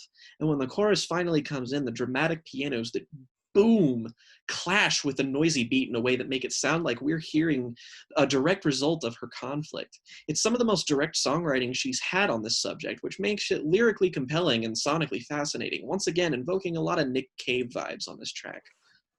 The final track, Threads, seems to encompass every frustration and theme Portishead has covered in their entire 3-album run. Depression, frustration, loneliness, uncertainty, and the inability to communicate made musical form by a lumbering instrumental that thuds along to Beth's frustrated cries. Her expressions of, "I've traveled so far, but somehow feel the same. I'm worn, tired of my mind. I'm worn of thinking I'm so unsure," as if the topics that she's been repeatedly revisiting have graded her down into nothingness and feel deeply relatable. Her struggle feeling meaningless, the song just becoming more and more desolate sounding. She truly does sound exhausted of all of this and makes you feel the immense burden, which for me excuses why perhaps this album in particular has been so thematically repetitious, even if it is still well explored. It further drives home this closer as being the conclusion of not just this record, but of everything so far. "Why am I not in all I got?" she cries, which feels so incredibly hopeless, combined with her delivery as her voice fades while screaming that she's damned. The final line being, "Where do I go?" A bleak way to end the album, as the final song has a roaring, siren-like blare that just absorbs everything into a quiet, desolate conclusion for a desolate album. Once again, Yes. you got a hat trick of fantastic lyrical analyses and reviews. Good shit. I tried. Jake, you're such a good writer. God. Thank you. Jake, yeah, you should write. I am. If I am good at one thing, I hope it is that. Yeah, I mean, it's not like you've written a novel that I deeply love and care about. Thank you. It's okay. Volume 2 on Halloween. Hype. Morgan, you're the only one who is yet to speak on Oregano. Portishead numero trace. So Morgan is muted. yeah, you're muted. Balls. Damn it. Okay. So, I kind of view the trilogy of Portishead albums as sort of reflections of different kinds of depression. I feel like Dummy is almost the romanticized version of it. It's the one that you kind of wallow in, and you don't really know what to do besides wallow in it. I feel like the self-titled is the just where you just don't give a shit about anything anymore, and you lose all motivation, and you spend most of your time angry or irritable, and just a deeply unpleasant person to be around. And I feel like third is that stage that you get to where you feel like you strip back all of the stuff that you say to yourself to get through the day, and you take away all the excuses and all of the lies that people may have told you, all of the nice things that they have said to you, regardless of any of the aforementioned things, are the truth. And all you're left with is a completely raw portrait of yourself, and all you have to do is look in the mirror and stare at yourself, basically. It leads to the most self-examination, the most reflection this stage does, and I feel like the album represents that part very well. It just where the first two albums may have been sort of centered around relationships with others or outside factors in some way, or just outside context. I feel like third is just about the self and the human mind and the things it can do to itself. And I feel like the already much heralded track Machine Gun is the pinnacle of not just this, but of Portishead as an entity. I firmly believe it's their best song, which is even strange somewhat to say, because I feel like it's an outlier even on the rest of the album, which, I mean, the rest of the album is are obviously very downtrodden and depressing, but I feel like not even the harsher songs on the rest of the album go as far as Machine Gun does. It feels like an outlier not only in the album but on their discography, which makes it sort of the sort of strange anomaly for the band. And it's hard to describe the way that song makes me feel, because I mean, fucking listen to it. It's not fun. Not here to have a good time. Just like the way as well that it comes in, like Deep Water ends with like I will weather the storm, and then the beat of Machine Gun comes in and it's like crushing all hope. It's like, oh, the storm.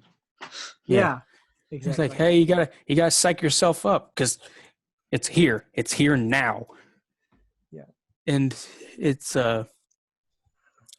maybe this is something that I will have, more to. Maybe this is an album that I will have more to say about as time goes on. Probably not in here, just because I can't think of a context in which we'd cover it again. But really, just the past 10 months has felt like Machine Gun. I've felt the way that song sounds, and it's strangely comforting at this point. Not in the way that Dummy is, but in the sense that it's like, yeah, you are not the first person to feel this way, even though we are in completely new circumstances to our lifetimes. Things have been bad. Things will be bad later.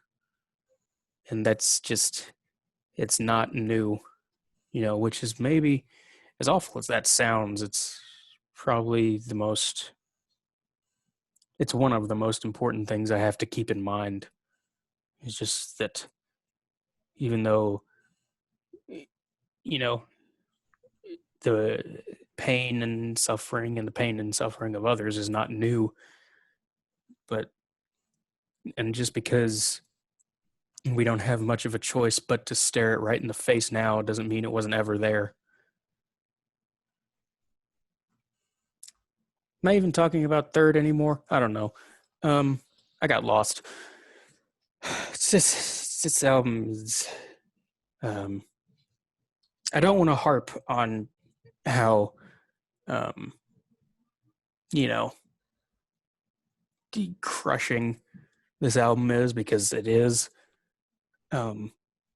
Because it's mostly just an intoxicating experience. Like, I feel like most albums that are this dark don't merit very many listens, just because, like Manic Street Preacher's Holy Bible, for instance. Just God, how unpleasant. But Third is like I have to listen to this a lot more to fully understand it and understand why it makes me feel the way it does. And it's just it is something else, man. Yeah, well said.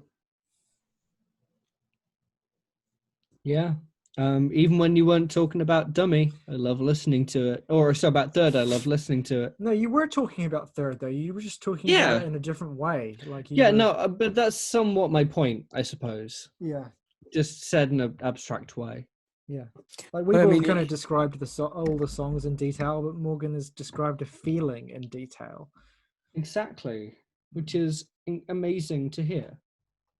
I mean, either whether or not I was talking about Third is something I'll have to watch the video back for. I completely forgot there was people there, or that I was even talking out loud for a second there. That's Fair good enough. Stuff. Yeah.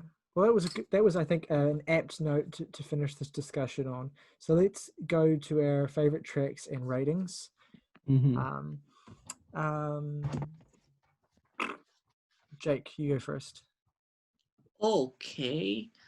My 3 favorite tracks are Machine Gun, Threads, and The Rip, which, yeah, I feel kind of still undersells my love for these songs, because it's not apparent how high on my list they place overall, but I guess you'll find that out in the next final segment.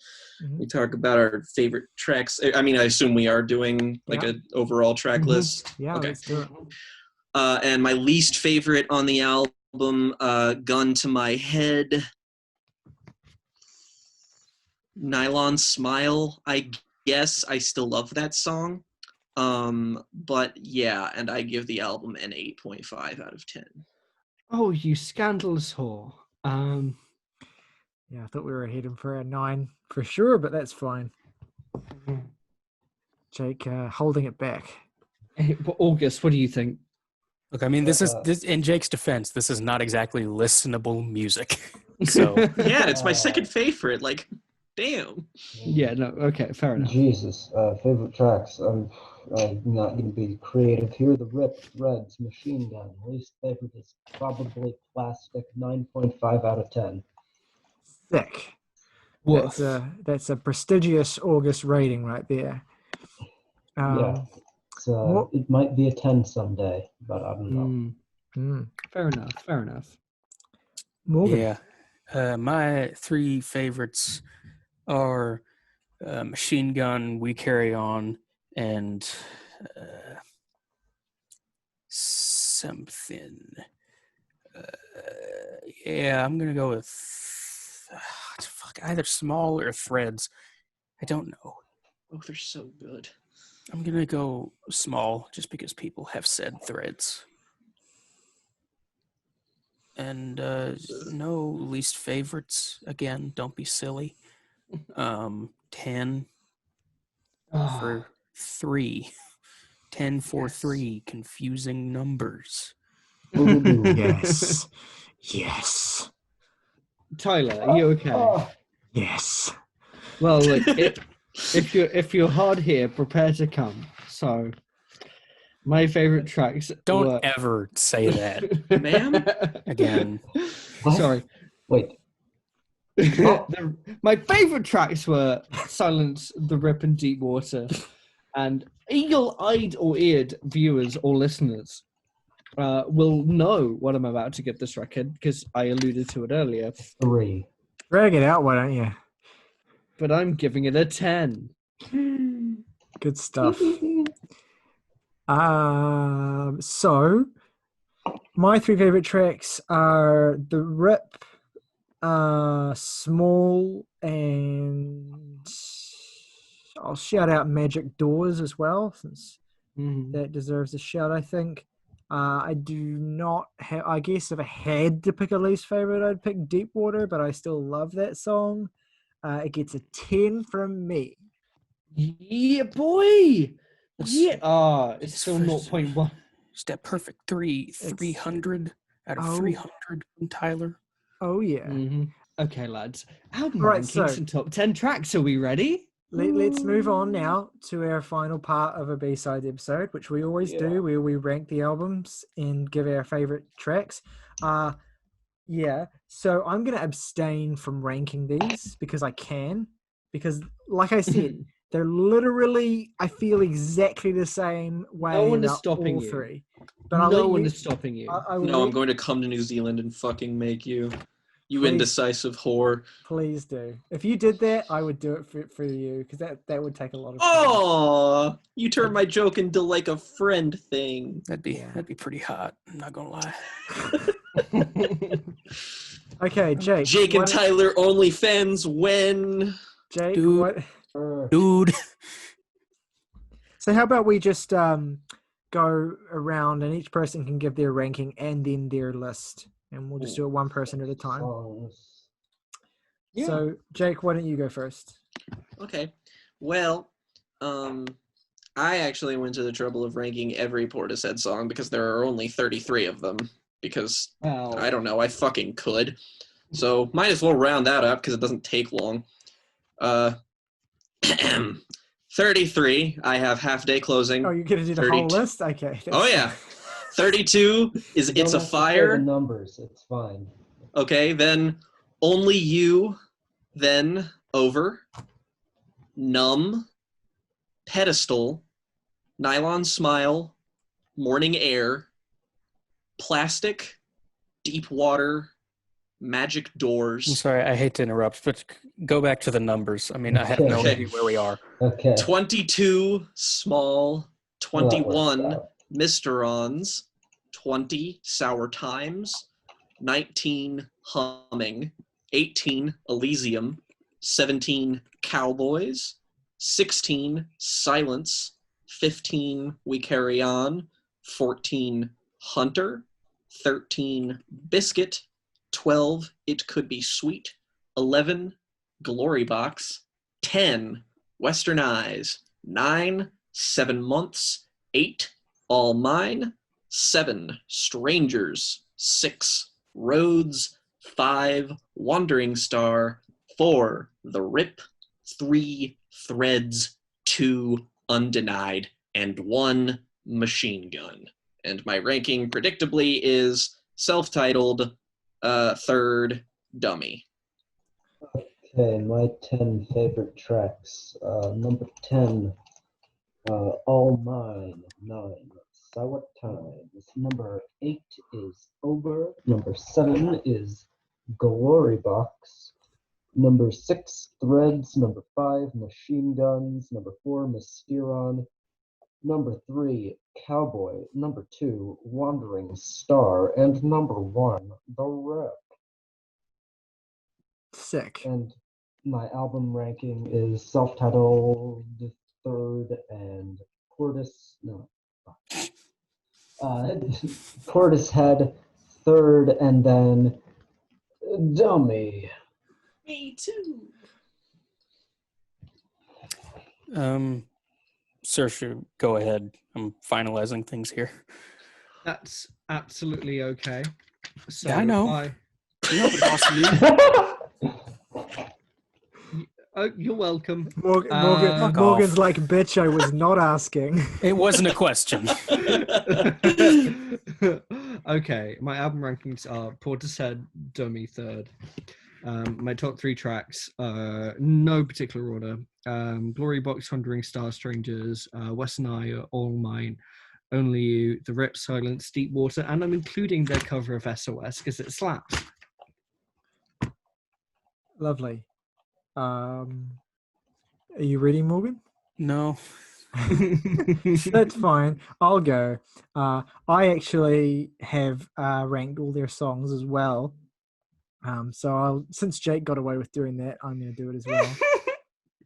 Well, that's good because that's what I'm working on. Oh, okay. Okay, so 33, Deep Water. 32, Plastic. 31, 7 Months. 30, Western Eyes. 29, Biscuit.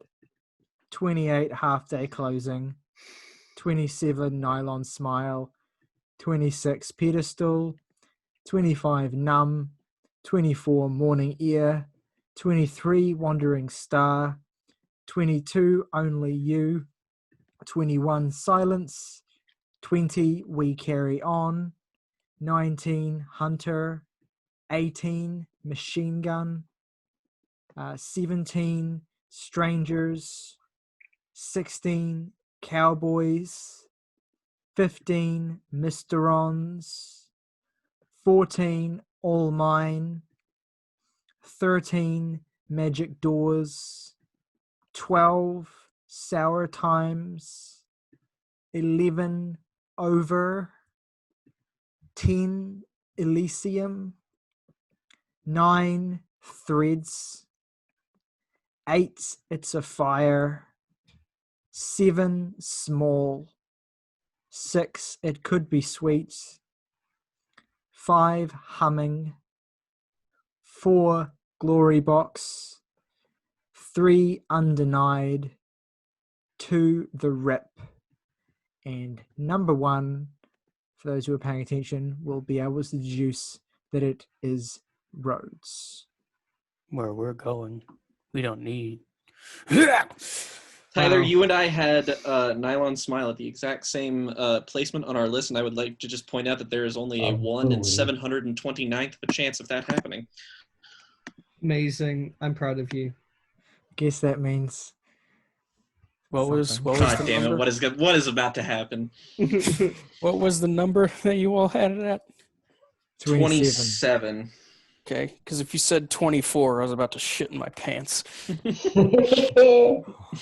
Buy a lottery ticket.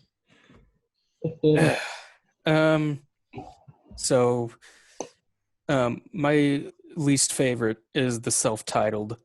Dummy and third are interchangeable. Portishead, Dummy, third. What was that an attempt? Number What's 33, that? we have 7 months. I was going to say Portishead, Dummy, Thick, but then I just forgot what I was going to say. Wow. Oh, I hate Morgan's it. joke. Yeah, Morgan's joke has been in my head ever since he fucking said it. I've had Dummy Thick in my head every time I think about Dummy. So thanks. I've had Dummy Thick in my head every time I think about Dummy for the past 2 years. I've been waiting to make that joke for so long. Oh, God. 33, we have 7 months. 32, Halfway Closing. 31, It's a Fire. 30, Plastic. 29, Elysium. 28, Morning Air. 27, Numb. 26, Wandering Star. 25, Cowboys. 24, Nylon Smile. 23, Only You. 22, Sour Times. 21, Mysterons. 20, Western Eyes. 19, Silence. 18, Hunter. 17, Magic Doors. 16, Deep Water. 15, It Could Be Sweet. 14, Over. 13, Humming.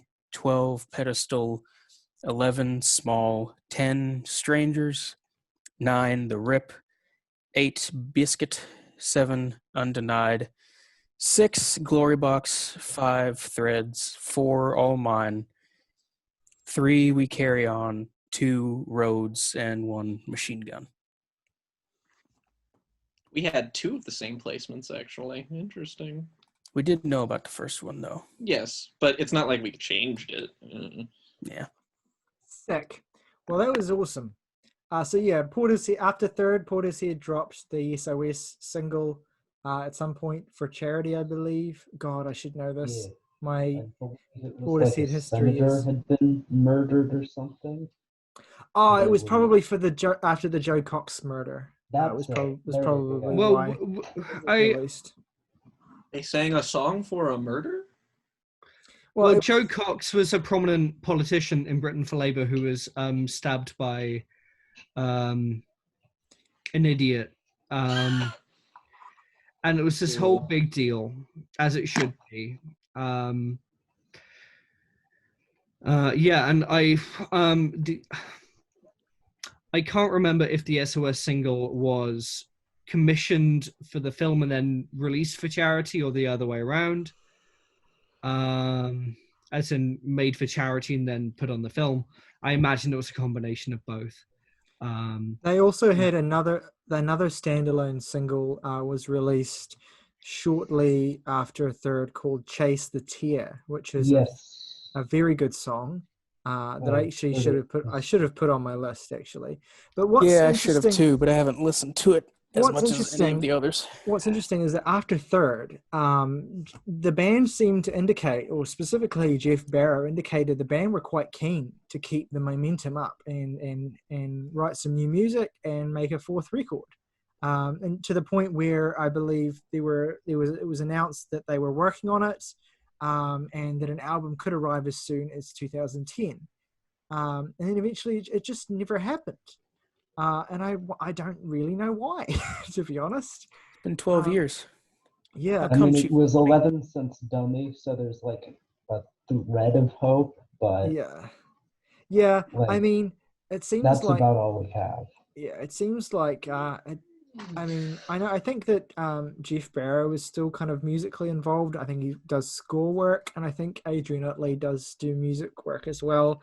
I don't know. I think Beth Gibbons is kind of like just retired from music altogether. So I'm not One sure. thing actually, Adrian and Jeff did like semi-recently was for the Criterion Collection edition of Passion of Joan of Arc, they composed a score for that film. Yes, they did. I remember reading that now. Wow. Yeah. That's definitely something that I would love to hear someday. Because I'm sure Just they the did a great Passion job. of Joan of Arc with dirty ass British trip hop beats. So yeah, The so one thing it hopefully needed. hopefully we do get a fourth Portishead record. Hopefully they don't title it Fourth, because that already is the title of a bad fourth album. From That a we have band covered on this very podcast. that Jake and I have talked about.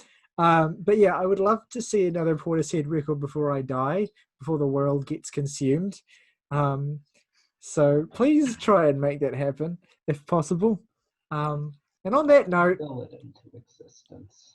On the note of worlds being consumed. A quick one before the eternal worm devours us. Have a nice life besides when. yeah, so on that note, Sometime. rock over London, rock on Chicago. KFC today tastes so good.